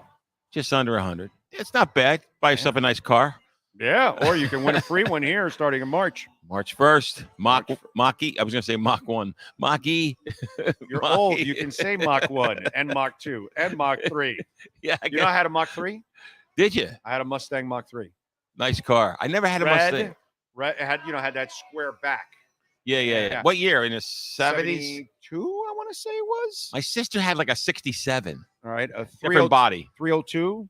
Oh, not a Mach. She had a regular Mustang. Oh, okay. Yeah. She had a fastback. Yeah. Okay. Nice. It probably worth about 100,000 now. I think those Stangs are some of the best American cars very ever cool. made. Dude. They were very cool. Ever made. It's like the old Thunderbird. I was a hippie. Yeah. Yeah, I had you had a Volkswagen? No, van? I wasn't that much of a hippie. Oh, okay. I had a van, though. Yeah. Speaking of Spicoli. Yeah, I was sort of like that.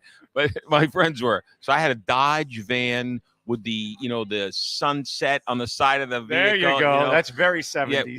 Yeah, wood bumpers. Very 70s, 60s, 70s. Right. And then the all carpeting, shag carpeting, totally. shag carpeting in the back, inside.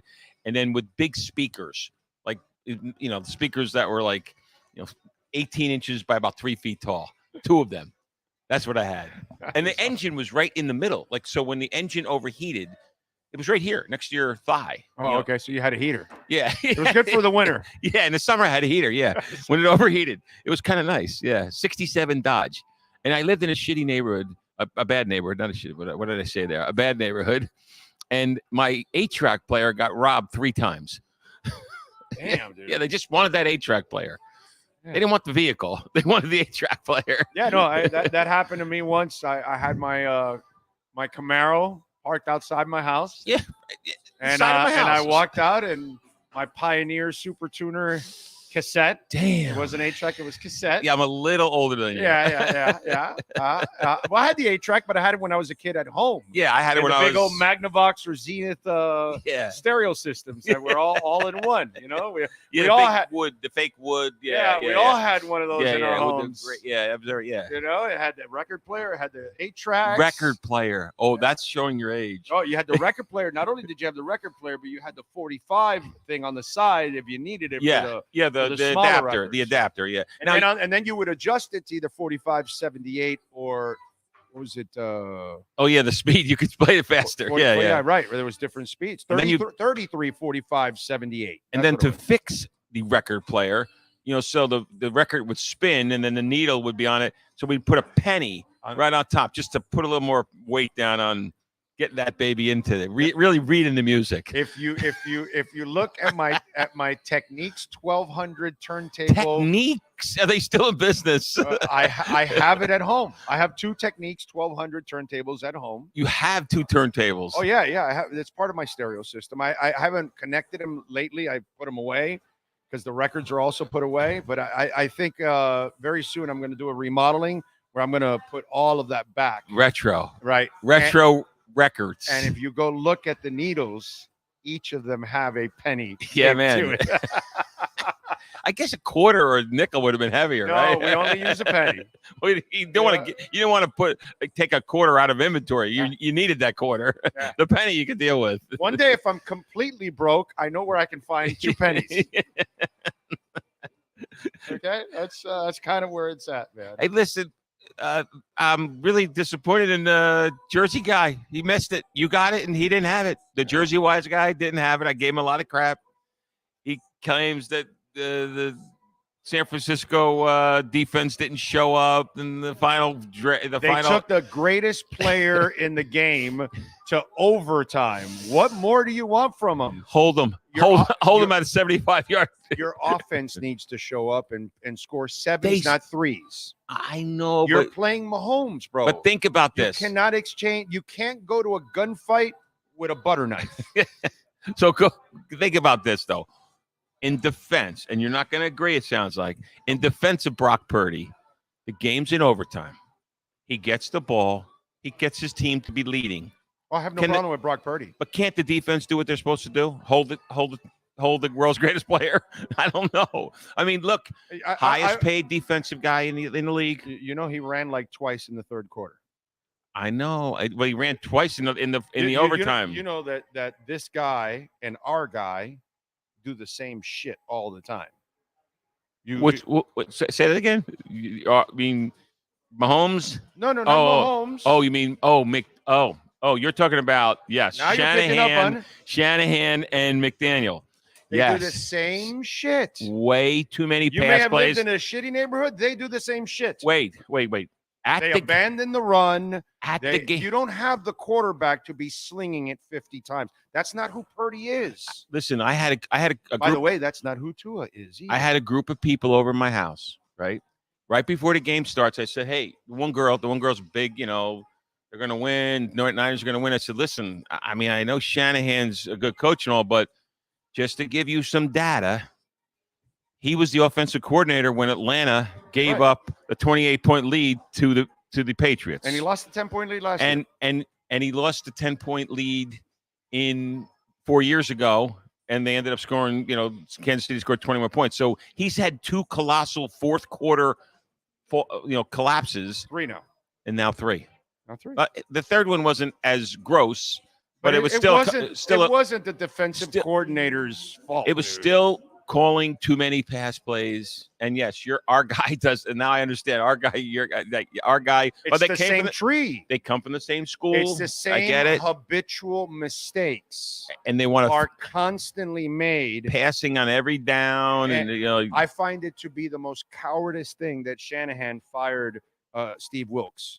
Because, dude, you're the one that continues to do the same thing, and you stifle your own team because you think Matt Ryan should be throwing the ball with a 25-point lead when, brother, the only guy I want to go mano a mano with Mahomes in this league right now, his name is Joe Burrow. and it's over. Yeah. There's nobody else. And even that, I think Mahomes would win that one. Of course, but my point is, I think there's no quarterback at that level right now. That dude is the man. You know what I mean? He is. And I think Steve Wilkes did a fabulous job overall. But you got to do your job as an offensive coordinator. No, I'll tell you what he did. He didn't do his job. You know, he did. Shanahan basically saved his job. I got to save face, save my job. Right. I got to blame somebody else. It's certainly not me. You know, I'm Mike Shanahan's son. I must be the greatest. And so I'm just going to dump somebody. Just like he has the same mastermind attitude. That's what we used to call his dad, mastermind. Well, that was his nickname, mastermind, because he could never be wrong and he was always right. Right. Only their way works. Now, look, it's the same thing. It's the same thing that, and I said it in previous broadcasts, Nick Sirianni did the same thing. In October, he's saying it's my offense. Then they don't have they fall apart in the last 6 weeks, and he fires his offensive coordinator. I thought it was your offense. Right. Why don't you fire yourself? Right. You know, Sirianni. But that's all the Eagle fans and you're influencing your offensive coordinator constantly. Yeah, exactly. So please, dude, come on. You know, Sonny, but yeah, so the Shanahan thing was at the Super Bowl. Look, let's just say for what it was. It was a very exciting game to watch. A great game. I mean, everybody that I saw, literally, there was 3 hours when you didn't know who was going to win. I just want to thank, at any point. I want to thank them for. It was a great. I want to thank the live line. It was the live line was great. You know, we talked about it earlier. I had it at I bet the first bet at 2 points, Kansas City. Then I bet 1.5 points. Remember, I was in conflict, and you know, I was the man in conflict. I was kind of hoping for Brock to get some respect from the NFL. But does the wise guy know that you didn't take his advice? You took mine? He's pissed pissed off at me. Oh, okay. He's big time pissed off. But then I said, look, I'm glad I told him I bet Kansas City, and I made 3 different bets. I made a 2-point bet, Kansas City getting 2, 1.5 points, and then getting 5.5 during the game. 5 or 5.5. I think I got 5.5. You know, because it was like they were up 7. I guess the Niners were up 7, so I got 5. Tell the wise guy. See, I sit here and I talk crypto too, and I gave people, hey, go get a little kryptonite, a little kryptonite, right? It's up 55% in the last week. You know, so you made yourself a little money. You know, I talk about Neutron all the time. Well, you know, it's only up 71% this week. How about Bitcoin itself in the last year? Are you kidding me? It's up. I got it all the way at 16,000. Yeah, so it's up 200%, 300%. I am well aware. Bitcoin, by the way, is up 111% in the last year. Yeah, it's pretty good. Yeah, you're damn right. It's pretty good. I don't have anybody coming at me anymore with Bitcoin. But I do work like they don't get. No, it. but I tell you what though, I'm going to tell you something. I get it as an investment. People are making a lot of money, but now I'm going to sound like a goody two shoes. But I just have a hard time investing in Bitcoin, and Bitcoin's what the criminals use. That's bullshit. No, but that's complete, dude. No, please. all the cyber. That's bullshit. I'm going to give you one. Listen. I know more about this business than all those right, idiots let me ask you're you a question. listening to. Well, No. I'm going to ask you a question. I'm going to tell you what's going on so I can cut you off already. All righty. They want you to be in love with the dollar. The dollar that they've printed 30 trillion times in the last 4 presidents. Who's they? That's Bush, Obama. Oh yeah, those guys. Trump, Yeah. And Biden have printed $30 trillion. They know that Bitcoin is the currency of the world now. They understand that it's going to destroy them. That's why BlackRock, who doesn't give a shit, and ARK Investments, and the richest and the strongest and the smartest people in the world, listen to me. It's not a mineral. No, it's not a natural resource. It's not a natural resource. I get it. The most precious commodity in the world is not a diamond. It's not a ruby. It's not a gas. It's a mathematical solution. That's what it is. That's what it's come down to. Why? Because the mathematical solution cannot be solved. And the mathematical solution keeps the problems and everything safe, because you've got thousands of miners, millions of miners trying to solve these equations. Okay. Hold on a second. It cannot be hacked. Okay? It's impossible to hack. I'm not saying it's going to be hacked. They know this.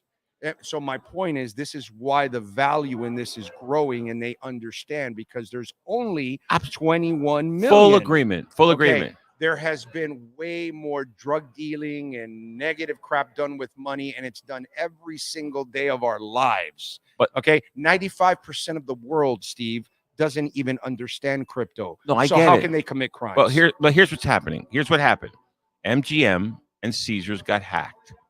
In our industry, this is the industry that and that's not crypto. Okay, no, but they get hacked, and MGM decided not to pay the ransom. Right. Caesar paid the ransom, but it was required that it was paid in crypto because it's not traceable. No, right? it's again. Is it traceable or not? It's completely traceable. How did those? You can actually. Well, if they force you to send it in Monero, then it's not. So if they were, I don't know exactly. That's my point. I don't know what was for. I mean, you gave me the 3 words that I need to hear every single time.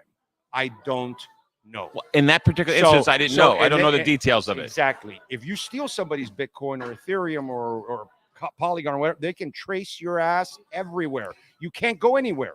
It's a mathematical problem that's set, and you're taking it with you, and it can be detected right away and stopped. But what's being reported is that Caesars paid in crypto because it wasn't traceable. Okay. Whatever the requirements of the ransom people made. So if they wanted it in Monero, then they paid in Monero, and then it isn't traceable. Or they paid it in Secret, which is another company that has also. And by the way, all governments have taken all those coins off of exchanges.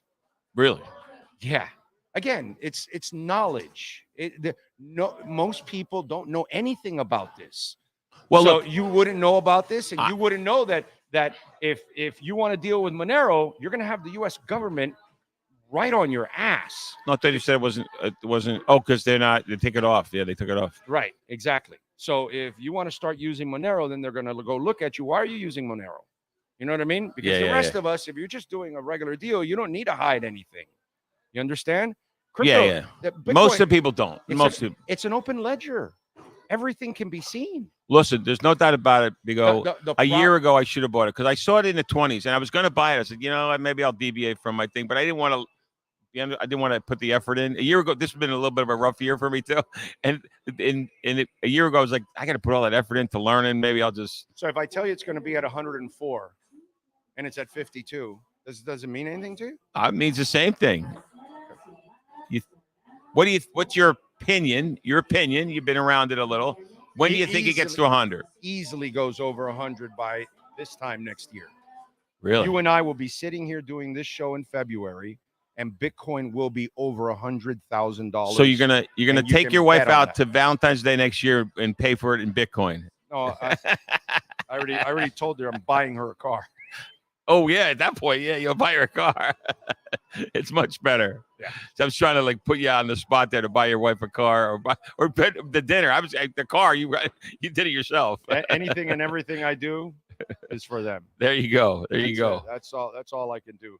So and by the way, I want to thank Vegas because the last two bets for me just were glorious because I had all the people. Oh, Baltimore's going to kill him. Oh my God! And then this one also. So I just when I took +7 in that game. Yeah, that was amazing. I didn't see. I wasn't looking at it the whole time, but I saw it at 5.5 and I grabbed it. The only thing that tops +7 with the Chiefs is a little whoopee here with the lady. That's about it. But outside of that, I mean, I was pretty excited. I was like, really? I get the best player in the world. You're giving me 7 points. I get a touchdown. With the best coach with the best coach in the league. Yeah, I'm good. I'm good. So let me move to stay with football, but move to the one last thing. Yeah. We got David Ferronis coming up. Miami Dolphins next year. What do you think they need to do? I have some opinions on it, but what do they need to do to get from good to great? Because they're good. They're a good team. They are not great. They can't seem to win the big one. They're not really beating up on anybody that is impressive. They beat the Cowboys. I guess that was somewhat impressive, but they kind of. Well, you got it. Mike McDaniel's got to become a better coach. A much better coach. He's the number one problem on this team, by far. It's Mike McDaniel, and then it starts here with other issues. The number 1 to number 2, the drop off is ridiculous. It's not about the It's not about the defensive coordinator. It's not about the offensive coordinator. I mean, it is about the offensive coordinator. Not about the defensive coordinator. Not about Tua. Not about the O-line. Not about the coaches. Not about the personnel department. All of that stuff works out if the guy on the top actually knows what he's doing. The guy at the top constantly makes mistakes. And then the truth is, the last 2 years, the injury deal has been so brutal. Bad luck. You can't control it. It's bad luck. It's funny, by the way, how come Heat fans that are Dolphin fans, after watching Josh Richardson and Terry go down right in the same night, why aren't they blaming the Heat trainers now? I don't know. I mean, that's what Heat fan does, right? It's interesting. Yeah, that's a shot at you guys. Yeah, anyway, so you need some luck on the injuries. Oh, yeah, that's gonna fall wherever it's gonna fall in most instances. I mean, most NFL teams have very good conditioning programs. I gotta believe that. No, they have a fantastic one with the Dolphins. That's not a problem, dude. So it's not the turf, which I've heard that's silliness too, and it's not the trainers. We've had terrible luck for 2 years. I mean, you saw a Super Bowl. The guy's running onto the field. He was jogging on. Right. You think Jalen Phillips has anything to do with our trainers that he's just taken off? It's just freak shit happening. I get a leg injury to a knee injury now. You know what I mean? Well, that's what happens. You break you mess one thing up. You got to be careful side to side. You mess up your right. You lean on your left. So I think that McDaniel has to run the ball more. Yes. I think that's big time. I think he needs to. Well, it just seems like there's something missing in terms of motivating the players too. I don't know if he's. I don't know. Well, here's my problem with that, and that's the third thing that I was going to tell you. The mistakes have to end, and that's his fault. Okay, and I hate to say this, but when I watch Spo, when I watch Larinaga, when I watch Riley, when I watch Shula, I can only tell you from my experiences of 50 years of watching sports. When I watched a disciplined, good coach, then it falls to the rest of the team. And Mike McDaniel has zero discipline. Yes, there are no prices paid for mistakes on a consistent basis. And also, he's the lead dude in mistakes. Can't get plays in on time.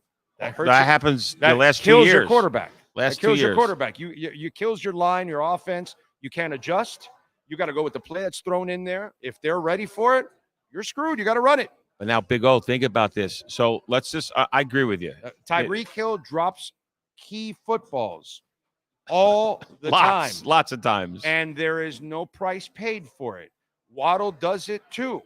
And a couple of years ago, I'll give Flo credit. He had that wall thing going. And when you screwed up, you had to run the wall and run the wall and run the wall. Something. Shula had gassers. Something. So, some used to make you run the stadium steps, whatever the hell it was. You got to know that there's consequences for your mistakes. I get it. That's sort of our society should do that too. But when your coach is a constant screw up, it's hard to set the example for your players, because if you're constantly screwing up, then what the hell are your players? All right, so I'm going to paint a picture. I'm going to end it with this. This is horrible way to end it, but so now it's next year.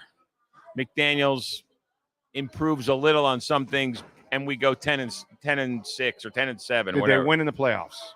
And they win the first game and lose the second. Oh, he survives if they win. If they lose the first game? I don't know about that one. That's a tough one. Yeah, well, it all depends on how the year went. Are the same stupid things happening? 10-7, 10-7, and lose the first playoff game? Did you abandon the run? Did you lose to Tennessee with 14 points lead with 3 minutes left? So I need to know I'll give you the context. The context. The context is it's the same type of year this year. He goes 10-7. He's done. And he loses the playoff game. I think that what's his name keeps him. I think the owner keeps him. No. They fire his ass on the spot. I think the owner keeps him. No, if the same buffoonery continues, I predict they fire his ass. I don't know. I think there's something about. I think they like him. I personally think everybody I like him. Yeah, he's a likable guy, and I think the owner likes him. But he's got to get responsible. He's like your kid that just left your house, and now he's realizing, oh shit, there's rent and there's insurance. I got to pay the phone company. I got to pay gas, and it's not. Yeah. There's all that now. Yeah, and you see him as a parent, he's kind of struggling, and you got to guide him, help him, slide him a couple bucks, that kind of stuff.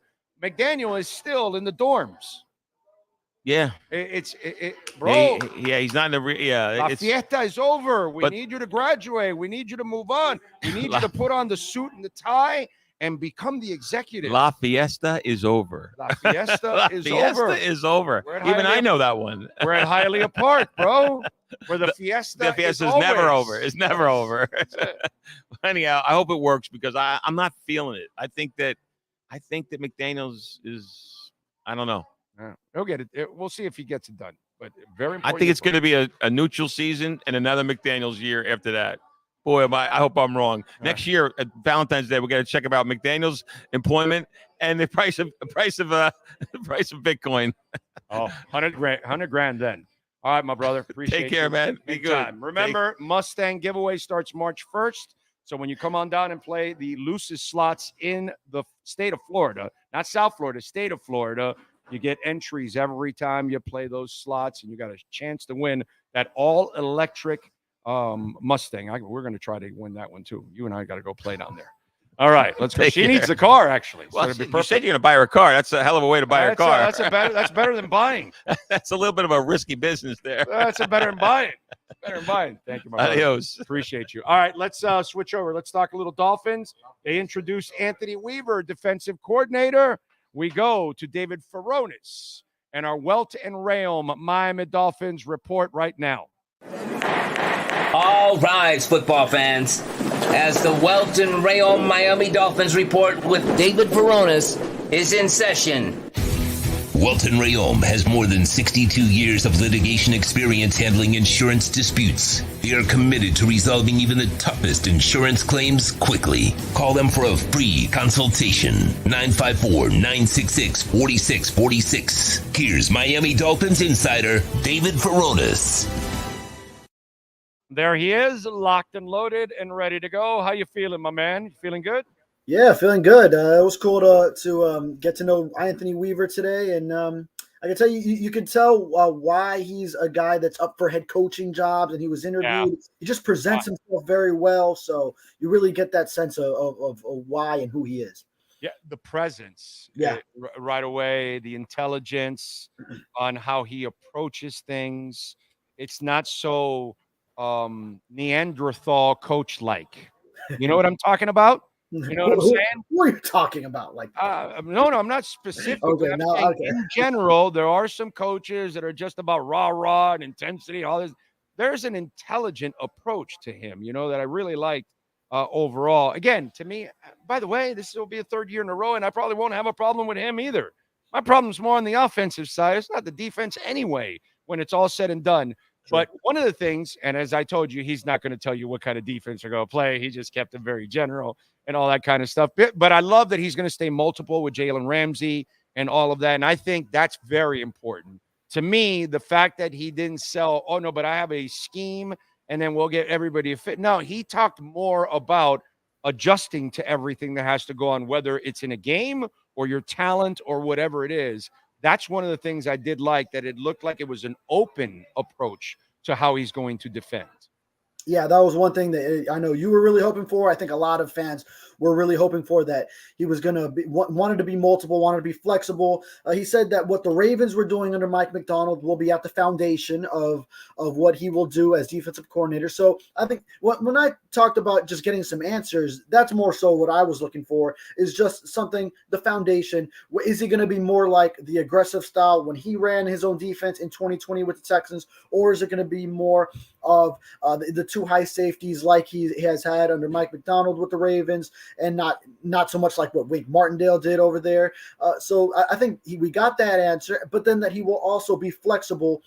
So maybe he's willing to be versatile with his blitz rate. He talked a little bit about that it's not to be reckless with it. He's been under both systems, the guys that just blitz all the time, or the guys that take a very metered approach to it. So I think they'll still be sort of in line with what they were already doing. So some of the continuity is there, but just more open to being flexible, which is what you want to see out of a guy. And especially with Jalen Ramsey, I know that had to be music to everyone's ears. Yeah.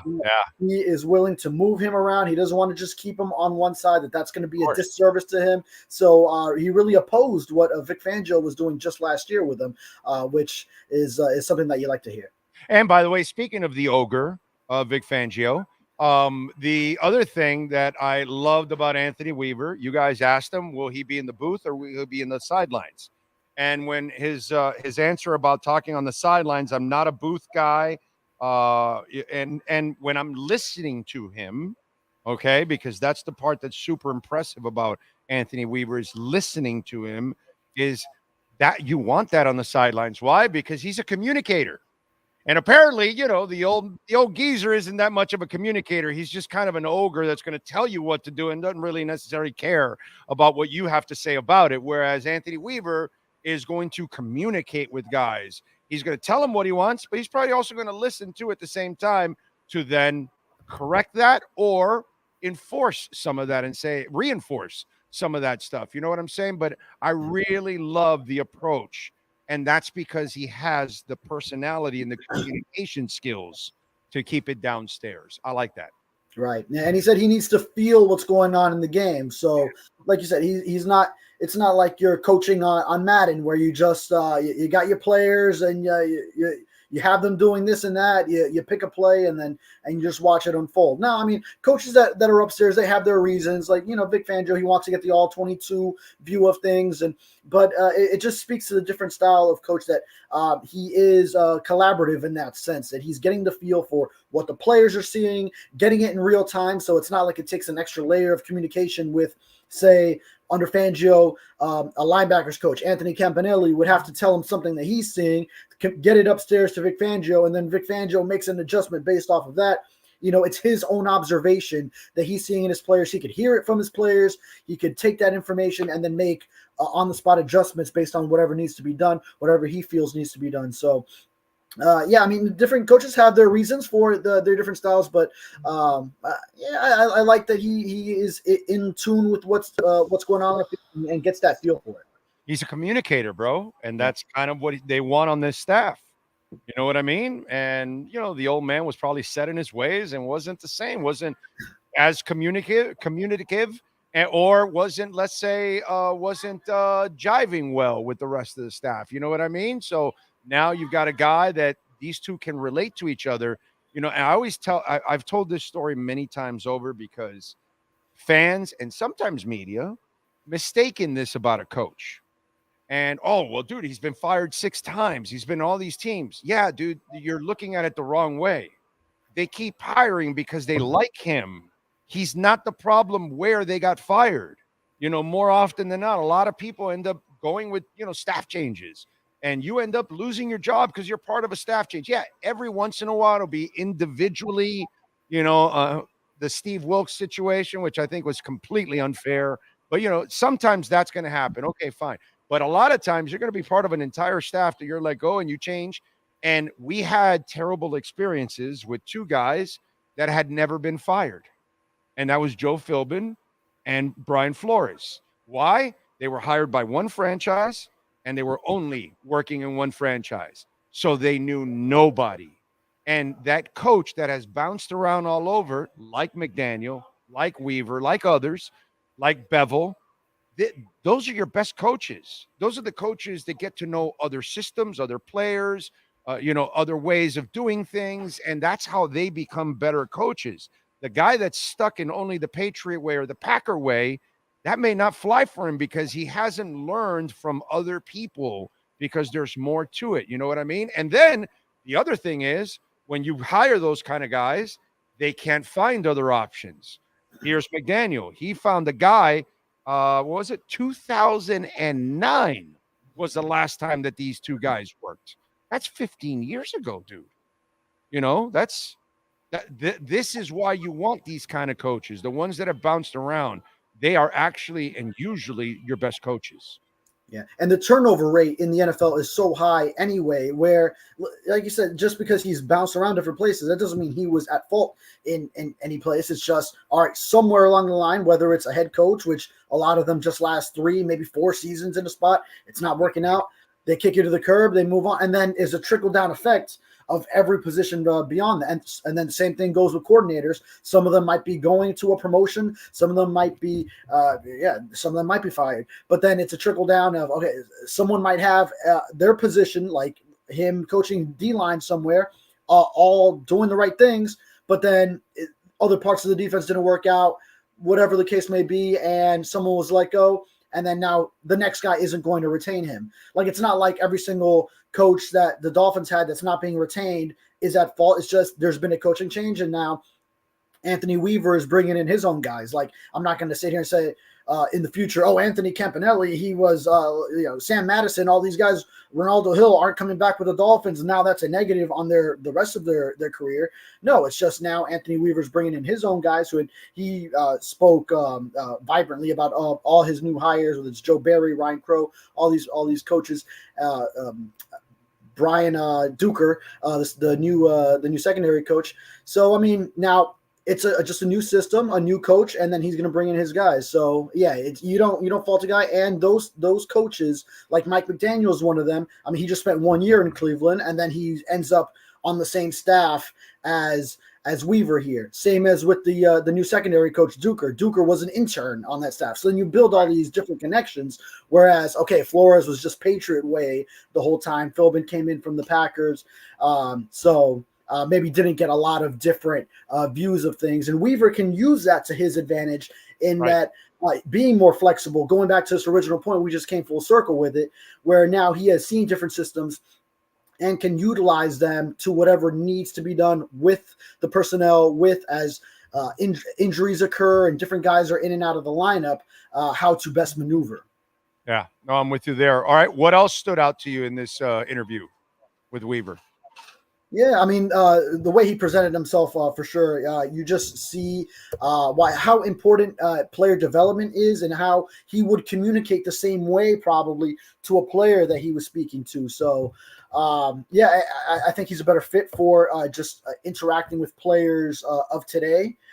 Because he was a player just really, I mean, not that long ago, early 2000s, a career that spanned 02 to 08, and then goes into coaching right after. So sort of that young 40 and in his lower 40s age range. I just feel like, he'd be a nice fit with the players of today. He feels like it's not that big of a difference when he played to what he sees now, where what was his quote? It was like, coach them hard and love them up, and the players will respond. So I really like that approach. Those two things are very key. I believe that kind of approach is huge in football. It is huge in football. There's no doubt. I think that's why Andy Reid gets great reception from his players, because he's kind of like that too. You know, like, he's a hard ass and he wants things done right, but at the same time, he's the guy that's going to keep things a little loose and communicate with you and talk and be a human being. You know what I mean? And he's had a lot of, stuff go on in his life too, personally. So he's a guy that's developed some patience and understands that he's not that ogre, Neanderthal stereotypical football coach, which that just doesn't fly in today's world. The other thing, by the way, okay, one more thing. Another thing that stood out, and now we're going to overanalyze him just reeling off player names. But he started talking about how this Dolphins defense, he's talking about the players that he has to work with.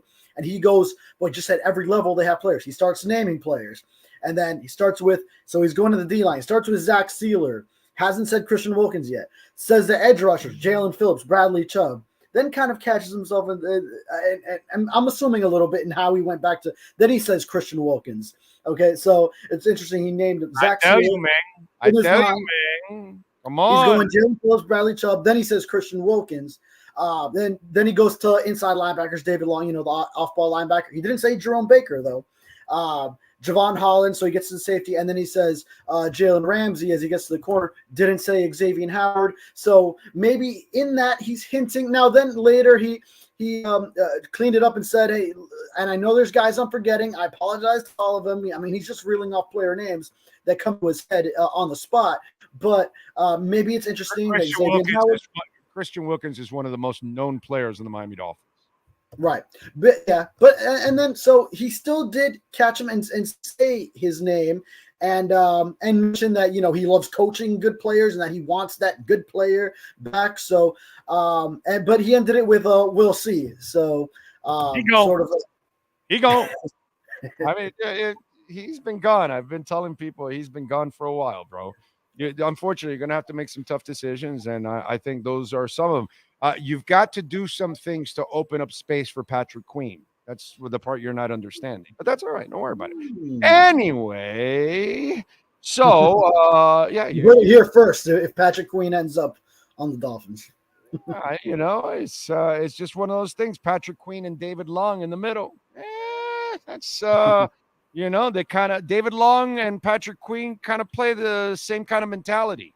Except Patrick Queen's a better player, but but still, it's David Long did a nice job last year. I think that's going to be good. And by the way, it doesn't hurt that a lot of people live here. He's been a Fort Lauderdale resident since 2009. Huh? Yeah. That was a new nugget revealed today. So he said that home that he bought in 2009, his then girlfriend, now wife, helped him pick it out. But it's not big enough now for his family. Now he has 2 kids. So he's actually going to be selling it now that he's living here. And he's going to make a fat ass profit from 2009. Yeah. Holy 2009. Yeah, man. Good for him, bro. What was I doing in 2009? I should have bought property. Oh, well, I was still in college. I was early in college. So you should have bought Bitcoin last year at 16,000 is what you should have done. That's and I watched that price and I contemplated and I never pulled the trigger. Man, am I regretting it now? Well, we tried to tell you. Man, we do that on this show here. We try to tell you things are happening. You don't want to hear that Brian Floyd is going to get fired, but we kind of tell you, these are things that just happen. And then, so we warn you. We warn you about Bitcoin. Warn you. I gave folks Injective Protocol, who's at like $36 now. I gave you Injective Protocol in August of 2022 at $1.43. That's 2,000% rise, my brother. Wow. 2,200 to be exact. 2,200%. So, all right, Big O, what are you on now then? What do you let me know what I could get into right now? If you want for real, if I'm not a financial advisor, I always tell that people first and foremost. Okay, I still think Polygon's at a good price at 88 cents. I still think Atom at 10.29 is a very good bargain. I think H-bar at 8 cents is a steal. I think the feds are going to use H-bar. The feds, no matter what people in the government tell you and all that stuff, they're all going to be involved. Crypto, Web3, Bitcoin, DeFi, that's all going to be a part of our everyday lives is what people don't understand. I still think Polkadot at 770 is a hell of a deal. I told you about Avalanche when it was at $8 and $10. It's at 41 now, my brother. I told you about Immutable X when it was 44 cents. It's at $3.17. So people that listen to my show, they're all making money. They're all making money. This week, we have gotten them with Neutron. We've been talking about Neutron for the last couple of months. And Neutron in the last week is up 68%. You're killing it. We told you about Kryptonite. Kryptonite in the last week, my brother, up 50%. So, it's just up. I think Ethereum is still at a beautiful buying zone where it's at right now because it's going to pop to 4,800 very soon. Okay. Yeah, I saw it's been going up. It's been going up. It's been going up. Ethereum right now is in the 2,800 range. It was at 2,900, but it was down hanging around 24, 25 for a while. When this thing pops, it's going to pop to 4,000 quickly. So some of you will get close to doubling your money. You'll probably get about 70% value out of that investment there. I think Ethereum in the end of this bull run ends between $7,000 and $10,000. Ethereum, a friend of mine gave it to me, and he and then it was rising. I bought it kind of high, but then then it dipped, and I bought the dip, and then it rose back up. Now I sold it because then I was pleased with the profits I made, and I just said, all right, let me get out in case it dips again. But it's only gone up some more since then. Right. Yeah, you should have been listening a year and some ago when it was at 900 and 1,000. I was telling everybody. Oh, yeah, I bought around that range. Yeah. Yeah. You'll never get it I told everybody you'll never get it at that range again because the floor it had before that was in the 16,700 range. And so it was going to go above that, and it certainly did. It went to 1,900 and 2,000 and kind of hung there for a while. And now it went up to the 2,500 range.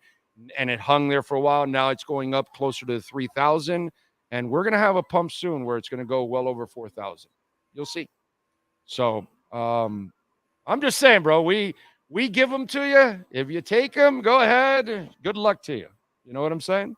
Yeah. The ones that already went up, then I worry that I missed it. So actually, I'll give you, see, here you go. I'll give you an example. Sailor, which is called Kryptonite. It is Sailor, the acronym for it. It is the DeFi platform for the Sage blockchain, and it was at 15 cents. It found the floor at 15 cents. It went into this dip that we just had, and it went all the way down to 4. Okay, I never got to buy it at 4 cents. I ended up buying it initially. I think it was like 9 or 10 cents, and then it went up to 15. So I was making a profit. When it went all the way down, what do you think I did? I loaded absolutely up. All right. Once it went under that 9 and hit 8, I started loading up, buying all the way down to 4 cents. Now it's up to 8.4 cents. It was at 10 just a couple of hours ago. Do you think it's going to get back to 10? Yeah. Do you think it's going to get back to 15? Yeah. Do you think it's going to get past 15? Hell yeah. So if it's going to go back to 15 and it's at 8.4 cents, you got a chance to double your money there. Plus, I think it's going to go up even more than that. But I'm just saying, in the short term, it's going to go green. You know what I mean? So there's one that you I'm can definitely playing this back later and comparing it to and going on Robinhood and checking what I can get into. All you have to do is go on my Twitter page. If you follow my Twitter page, yeah. I post every time something's on a low.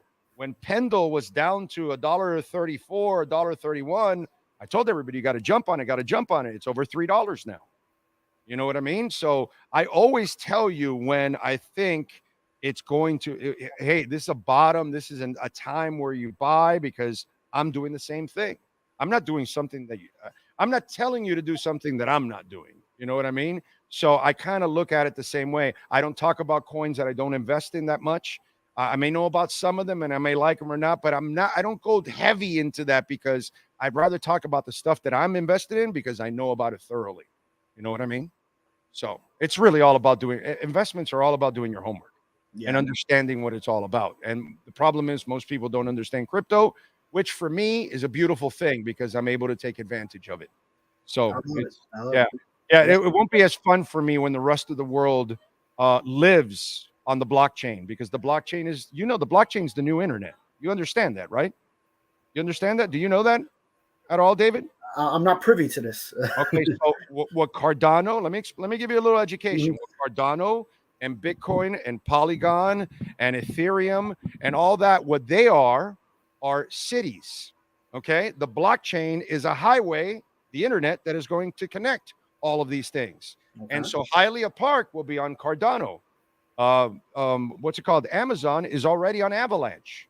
So everybody's going to the blockchain. Why? Because it's the secured internet. It's where you can actually protect your business, protect your rights, protect your logo, protect your music, all of that kind of stuff. Everything can be protected on the blockchain. And so it's the new internet. And it's like credit cards. They laughed at credit cards.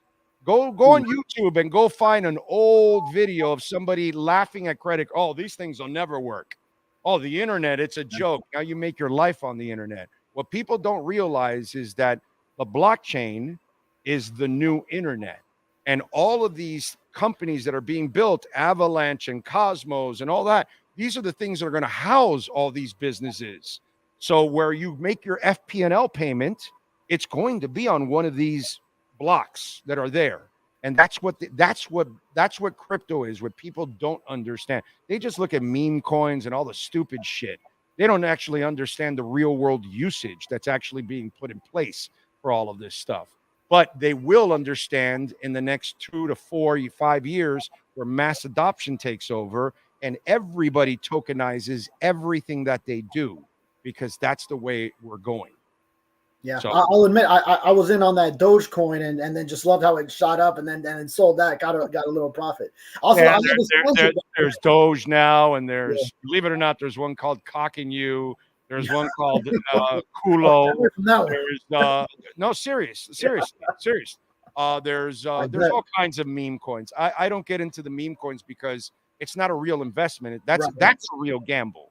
Yeah, that's a real gamble. Whereas when I look at VeChain, and they're up 40% today, when I look at VeChain, I know exactly what the real world usage is and what companies are tied to them. Oh, Range Rover is with them. Oh, that's interesting. Louis Vuitton is with them. Oh, Purdue Chicken, Walmart, Amazon. Oh, really interesting. They're all using VeChain. Oh, I wonder why. And so VeChain runs a program that is for inventory control. And they created it for China in the first place because a lot of their food is getting rotten because there's so many people in China and there's so much food being moved around. Sometimes they don't know where they put the crates. And by the time they go back to the crates, all the food was rotten and done. So what they're doing now is everything's being tagged by this thing that allows them to track everything from where it was created to where it's distributed to where it is sold. And when you buy your Louis Vuitton bag, VeChain will allow you to search your bag, how it came out of the factory to the distributor, right to your retailer and into your hands. And these are the things that people don't understand because they have not taken the time to actually find out what crypto is, what the blockchain is, what DeFi is, what even Bitcoin is. And that's our problem. We have a ton of ignorance right now. And until we get over that hump, everybody will look at the internet like it's side-eyed. You're too young for this, but back then, bro, people were looking at the internet like, oh, yeah, that's a joke. That'll never last, this, that, whatever. And here we are. So, it's just kind of the same stuff. Yeah. That's all I ask people is do your homework, study. The person I can't stand is the moron that looks at me and says, oh, it's a scam. Okay, so tell me why it's a scam. Oh, I just heard it's a scam. Okay, great. Get out of here. You know what I mean? And so, it's kind of sad because what I don't like is there's a lot of people out there that could be making a lot of money from this. And they could be a part of something brand new. And once it really takes over, that's when regret takes over. That's when Bitcoin hits 75 and 80, that's when the FOMO begins. And, oh, my God, I got to get in now. You didn't want to get in at 16 or 20? Yeah, right. You missed it now. Yeah, now you're buying high. Now you're buying high, low so high. That's the one thing I know, that for sure. Right. You buy high, you panic, you get a dip, and you end up losing money because you sell it. I'm not that kind of investor. Yeah. I got in. This is my fourth year. When I got in, it was the back end of the last cycle. I didn't know what I was doing because I had just gotten in. And so then I had to kind of learn and find my feet and my grounding here and understand what's going on and why what is this? What is that? What usage does this have? Who is partnering with this? What companies are involved? And then when you start to find out about all of this, and then the people with money, the people with power are the ones that are doing this. Come on, bro. That's all you need to know. Right. So, by the way, I love this tangent that we went on. We could call it the Welton Rayom Order in the Court segment here in our Dolphins. Yes, sir. Session. Yes, sir. All right. What do you got going on the Sentinel so folks can check you out? Yeah, I just posted a lot of what we talked about with Anthony Weaver, and last couple of days, I finally put up my feature on Anthony Schwartz, South Florida kid who signed on a futures contract. So Speedster has been with the Browns and was on the practice squad last year. We'll get a chance to make the team. Also analyze whether Chase Claypool or Robbie Chosen, what their prospects are in a Dolphins wide receiver room that will have some spots open with a lot of free agents and more Anthony Weaver content to come. Okay. All right. Good stuff. Follow him on Twitter, David Furones _ Appreciate you, my brother. We will talk next weekend. Have a great weekend. Great weekend, sir. Thank you. Welt and Rayom, bankruptcy, homeowner property damage, condo damage, criminal defense, personal injury, commercial litigation, business owner claims. WRFLAlaw.com is the website. They can help anybody here in South Florida, even in Florida. It doesn't matter. One of our listeners in Orlando called them, man. Listen, call Jeff Welt. The consultation's free. So you don't know if you have a case. You think you have a case. You might have a case. You have an idea of it. Well, ask the professional. I'm not the guy. I'm not the lawyer. I can't answer that, but Jeff can.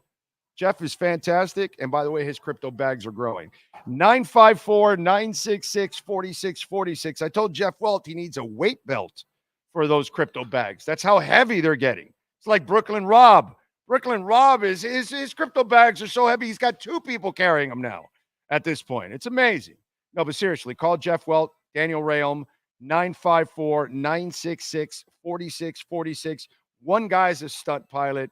The other guy loves his rock and roll. That's why I love Jeff, because he and I talk a lot of music too. 954-966-4646. By the way, he's a longtime suffering Dolphins and Hurricanes fan. Okay? So, Welt and Rayom. This has been another session of the Welt and Rayom Miami Dolphins Report with David Furones. At Welt and Rayom, they don't get paid unless you win. They handle complex personal injury claims caused by the fault of another in both state and federal courts. They handle auto, trucking, motorcycle slip and fall, and bicycle accidents. Call 954-966-4646. Welt and Rayom can help. I see Big O knows more about crypto than sports. Yeah, probably not, but that's all right. Sports, crypto, music, I'm going to kick your ass. Yeah, I'm going to kick your ass round side. And Jayhawk, get ready. I'm about to kick your ass. Well, at the end of the day, Tua needs to figure out how to win big games. What happened in Kansas City the first go-around? Did he not hit Tyreek on a bomb right in his hands? That could have been a score. Was that not a score? Did Tyreek not fumble away that game? Tua didn't lose that game. Tua did everything to win that game. There were only a couple plays in that game. Both quarterbacks threw for 190 yards. The great Pat Mahomes threw for 190 yards against the Dolphins in the first game. He didn't put up any great stats, and neither did Tua. There were only a couple plays to be made. What happened, Jayhawk? What happened in that game? Why is it Tua? That's because you don't know sports or crypto, Jayhawk. See, my brother? You don't even know how to blame somebody for the right things. Kansas City game had everything to do with Tyreek and nothing to do with Tua. Tua made the money throw you needed in that game. Tyreek dropped 2 passes. I'm not even going to pick on the second one. It was a little behind. Still should have caught it. But the other one was points. And then he fumbles away a touchdown. So, Jayhawk, you need to learn about sports and crypto and Tua. McDaniel needs to get better at integrating Chase Claypool. McDaniel is terrible at that. He couldn't do it with Gesicki the year before and Claypool this year. He didn't know how to get Chase Claypool involved into the offense right away. The first week, I would have had his ass right away catching some short little pass or something. Give me an end around or something. I would have had him available and active and doing a little something every week piecemeal. I would have had him and Tua throwing fades all for like 20 minutes in practice. McDaniel is stubborn to a point that it's irresponsible. Stubborn to sticking to the pass over the run, irresponsible. Stubborn to the point that can't get a play in on time, irresponsible.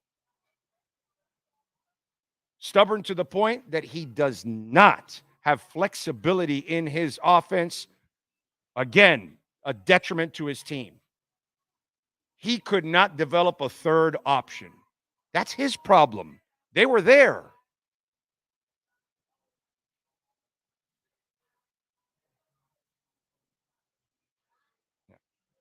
Well, my opinion, Jayhawk, is that you don't know football or crypto.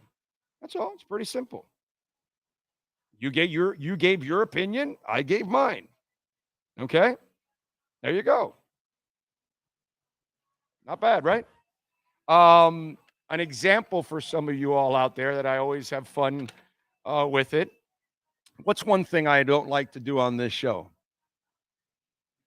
Hypotheticals, right? So, hypotheticals. And guess what was a hypothetical I heard in the last week or two from some Dolphin fans on the chat board, on DM, or, hey, we should go after Chris Jones. He's a free agent. Well, is he? He just said in the parade he wants to be there for 3 more years, and he loves it there and all that kind of stuff. Whether he ends up there or not, I don't know.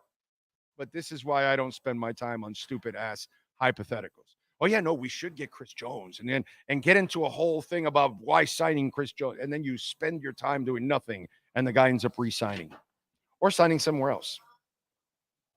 So just, I just thought it's kind of funny when I see the Chris Jones stuff, and it reminds me of that. By the way, there's a nudist beach in Australia that want to shut down the beach. What do you think about that? Huh, Sean? Shouldn't the nudists have like a place where they can hang out? Huh? Shouldn't they have their own space? They should be free, right? Nudists may be prohibited from going all natural at a popular clothing optional Australian beach, despite them staunchly defending naked recreation as a legitimate way of life. The NSW Parks at Wildlife Services is considering enacting the ban at the Tagara Beach, one of the few remaining nudist spots in New South Wales. It's not consistent with the values the reserve is managed under. I don't know. You're in Australia. It's all about down under. So let's show it. So in Australia, they don't want you to show off your down under? Come on, man. That's very un-Australian. And I'm not Australian. Now, I want to show you guys something that will inspire everyone out there. Men everywhere, but especially dads everywhere. Okay? Can you pull up that picture I sent you there, Sean? Por favor. There's a specific photo that came out from the parade, and it's of Pat Mahomes. And I got to tell you guys, this is the most inspirational NFL photo in the history of mankind, because we are so used to watching athletes, right? And athletes look like athletes. See? Look at Pat Mahomes, dude. He looks like you and me. Pat Mahomes has a dad bod, if I've ever seen a dad bod. This is awesome. Dad bods everywhere can say, you see, I can be the best quarterback in the NFL. I can be one of the greatest of all time. I don't have to be ripped or anything like. Look at this guy. Look at this guy. Little fat around the body.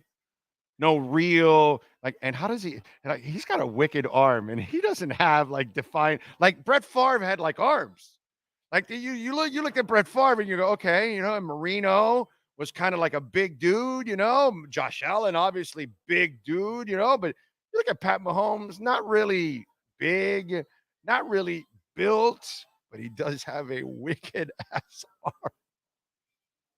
arm. When the Lord just says, you've been blessed, that's Pat Mahomes. I got to work out. No. You can go ahead and have your Snickers bar. Sit out, have a little extra hot fudge sundae. Yeah, go ahead. No problem. Yeah, you're going to stop by the churro stand? Yeah, dude. You're Pat Mahomes. Your dad body is awesome. The guy has a dad body, and he is the best quarterback in the world. That's fantastic. I love it. Ocala Joe is in the house. Late hello from Ocala Joe. Hope the pain is getting better. No pain today. They gave me a steroid shot in the knee today. I went to a doctor. My amazing wife was able to get me an appointment, and I got me a steroid shot, and they took out the pain. But I do have a meniscus issue, so it'll have to be addressed after I'm done through the 5 more weeks left. I shouldn't even say 5 weeks anymore, right, babe? Because it's Thursday. So it's 4 weeks and 4 days. So 4 weeks and 4 days of hell that are left. And so it's funny. I'm not, and so the knee that you have to put on my knee scooter, I can't put because I have a meniscus problem. So every time I would put my knee on the scooter, I was seeing stars, but it's the only way to get around. So now I'm sitting on the knee scooter and my wife is pushing. Oh man. Anybody got an extra folded electric scooter hanging around they're not using anymore? Ship it over. Yes, dad body 100%. And it's freaking awesome. It really is. What else did we see? Brandon Ayuk is going to be available. And again, I'm not doing this. Okay, relax. I'm not doing the Chris Jones things I didn't do, and I'm not doing. Oh, we need to sign Brandon. No, they have their receivers. They're fine. Okay, but why I mentioned it, it's because they're going to have to now pay Purdy, and they have a couple of other contracts that are up too. The Niners are now getting into a cap crunch. Okay, which I told you it's not going to happen this year to the Dolphins, no matter what the media tells you. Okay, I'm not creating that FUD for you guys, the fear, uncertainty, and doubt. I'm not doing that. I don't need sensationalism to live on this platform. I know many others do, and they want to live off of that, and that's fine. That's not my style. Okay, but the reality is the San Francisco 49ers are having that problem. So Ayuk apparently could be part of a blockbuster trade. They're talking about Houston to go next to Nico. They're talking about the Jets for Aaron Rodgers. They're talking about the Bears to help out their quarterback, whether they draft a young kid or whatever happens with Fields, or they're talking about the Washington Commanders. And again, this has nothing to do with the Dolphins at the moment. It will be a problem that the Dolphins, this is coming, okay? The Christian Wilkins non-signing, from what I believe, is that they don't believe he's worth that money. And so they're not going to sign him to that because the sacks, I don't believe, are up to snuff. The sacks are against bad teams. And I don't think they're going to end up giving him the money because of that. You know, he averages around 5.5. He got a couple of extra, and a lot of them were, like 2 of them against the Jets, or 3. Maybe 2.5 or 3 were against the Jets or something like that. So it's just things like that it can't, it's not going to fly, So that's why I tell you that I saw the Ayuk thing. I'm like, yeah, this is something that down the line they'll have to. But just for you Dolphin fans, don't even try, because they can't sign Ayuk. Okay, that's not what's going to happen. Let me give you some birthdays today in entertainment and music and sports and everything else in the world. If it at least would pull it up. This iPad's had some mileage already. So the, what's it called? The processor doesn't process as fast anymore. It's one of those deals. Let's see. By the way, do want to also remind you while I wait for that, that Alarmo and Sloman's is a proud sponsor of our program. And folks, if you're looking for some heating oil, you're in the northern states, 1-866-OIL-DEAL. Oil prices have gone down. Heating oil prices have gone way down, actually. There's actually a surplus of heating oil right now.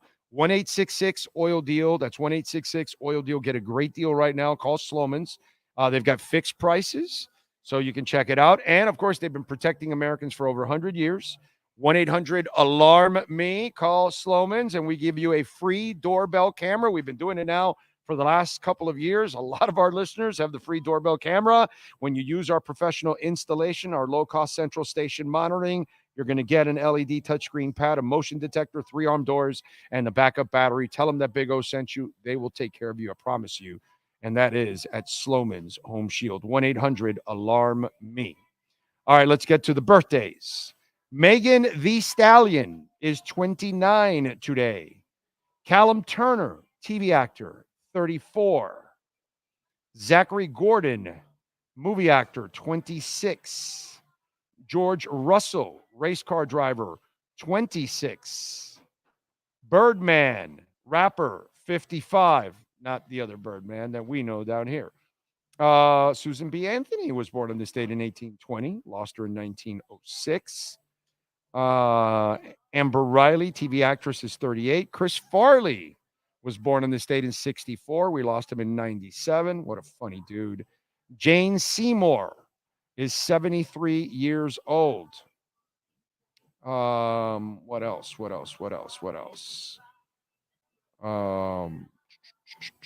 Gloria Trevi, pop singer, is 56. Matt Groening, cartoonist, is 70. brought a lot of happiness to people. Let's see.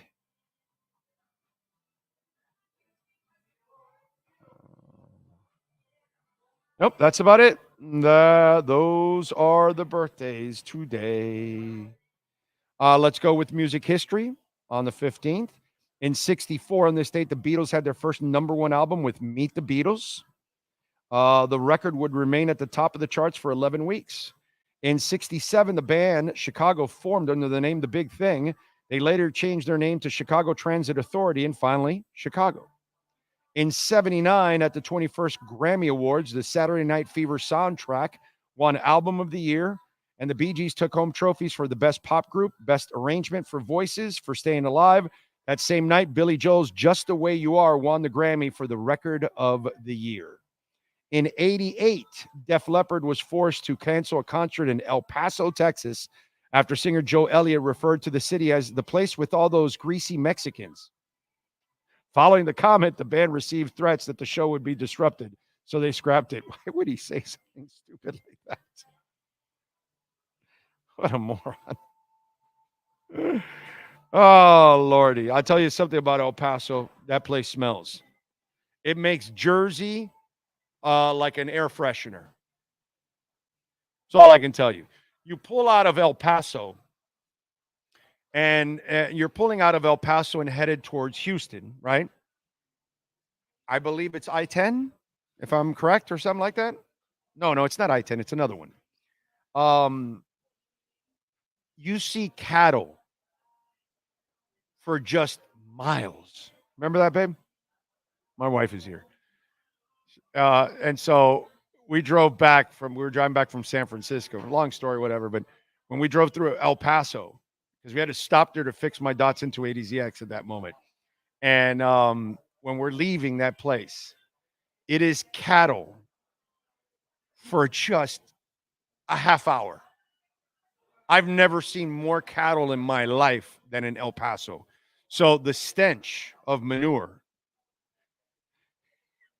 Woo, doggy. Just get used to it while you're driving because there's no way around it. Through the AC, anything you want, whatever, you're not going to get away from it. I don't know if it's still like that, if anybody lives in El Paso, but wow. That was brutal. That was a brutal experience, I got to say. Let's see. McDaniel needs to get better at integrating Chase Claypool. Yeah, we talked about that. Let me check. Remember, you can make a donation through Cash App or Venmo at Cash Big O Show. That is Cash Big O Show. Cash App or Venmo. And you can always make a Bitcoin donation, by the way. Rod Stewart has sold his catalog for just under $100 million.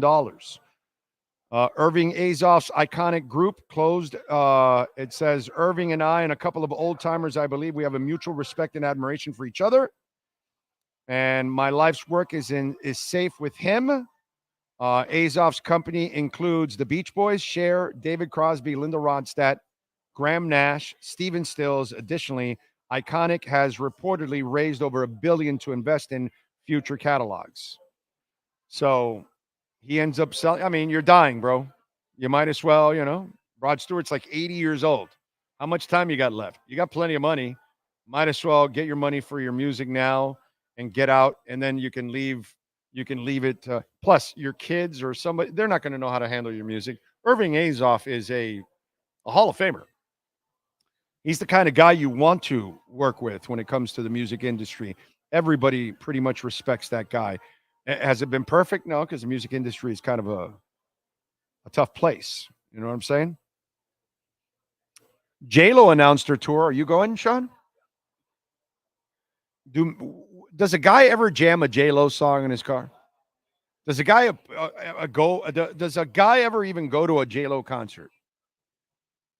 For me personally, that girly music, Taylor Swift, Beyonce, Gwen Stefani, J-Lo, you can have it all. It's not. But anyway, if you want to go to Miami's show, it's June 28th and Orlando's June 26th. She is going to Texas and California, Colorado, Pennsylvania, Boston. Will her husband be there in the Boston show? The Duncan boys should open up. Now, if the Duncan brothers open up, then I'm going. Yeah, I'll go and then leave after they stop their performance. That's what I'll do. You know what I mean? But I don't know. Do we take your man card away if you're jamming J-Lo in your car? You're jamming Jenny. I'm Jenny from the block or whatever. I mean, we do have to take your man card away. By the way, in a act of karma, and I absolutely love watching this piece of scum get every negative that's possible, Kanye West and his Ty Dolla $ign's album Vultures 1 has been taken down from Apple Music, and the album's initial distributor said it was seeking to remove it from streaming services. And a source familiar with the matter tells Rolling Stone that the album is now being distributed through Label Engine, a distribution company owned by Create Music Label. Says last year, Fuga was presented with the opportunity to release Vultures 1, exercising our judgment in ordinance of course of business. We declined to do so. Of course. Who wants to team up with an anti-Semite? No one. And Fuga's parent company said in a statement on Friday, February 9th, a long-standing Fuga client delivered the album Vultures 1 through the platform's automated process, violating our service agreement. Therefore, Fuga is actively working with its DSP partners and the clients to remove Vultures 1 from our system. A rep for West did not immediately reply. Like, what are you going to care? All you're going to get is crazy comments from a crazy person. But there can't be enough bad karma for Kanye West in my eyes. Okay? If you want to be a piece of crap and just spread hate, get lost. We don't need you in this society. We thank Matt Verderam, Steve Calabro, David Furones, of course. We thank the Brunetti family, as always, making it beautiful for us here, and we love them, as always. John Brunetti Jr., stud. Thank you, sir, as always, and always kind. Appreciate it. We thank all the great people out here in the second floor poker room, making it nice and easy for us. Sean Stanley, the man that masters his entire platform every single day for the last couple of years. We appreciate all of you out there that tuned in. Anybody that sent in a super chat, Cash App or Venmo, Cash Big O Show. We appreciate it. Visit our amazing sponsors. We will see you tomorrow morning. Where are we at tomorrow? Studio? Oh, we're in studio tomorrow morning. All right. Studio, baby. We'll see you tomorrow, 10 a.m. You be good out there. Same time, same place, same bat channel.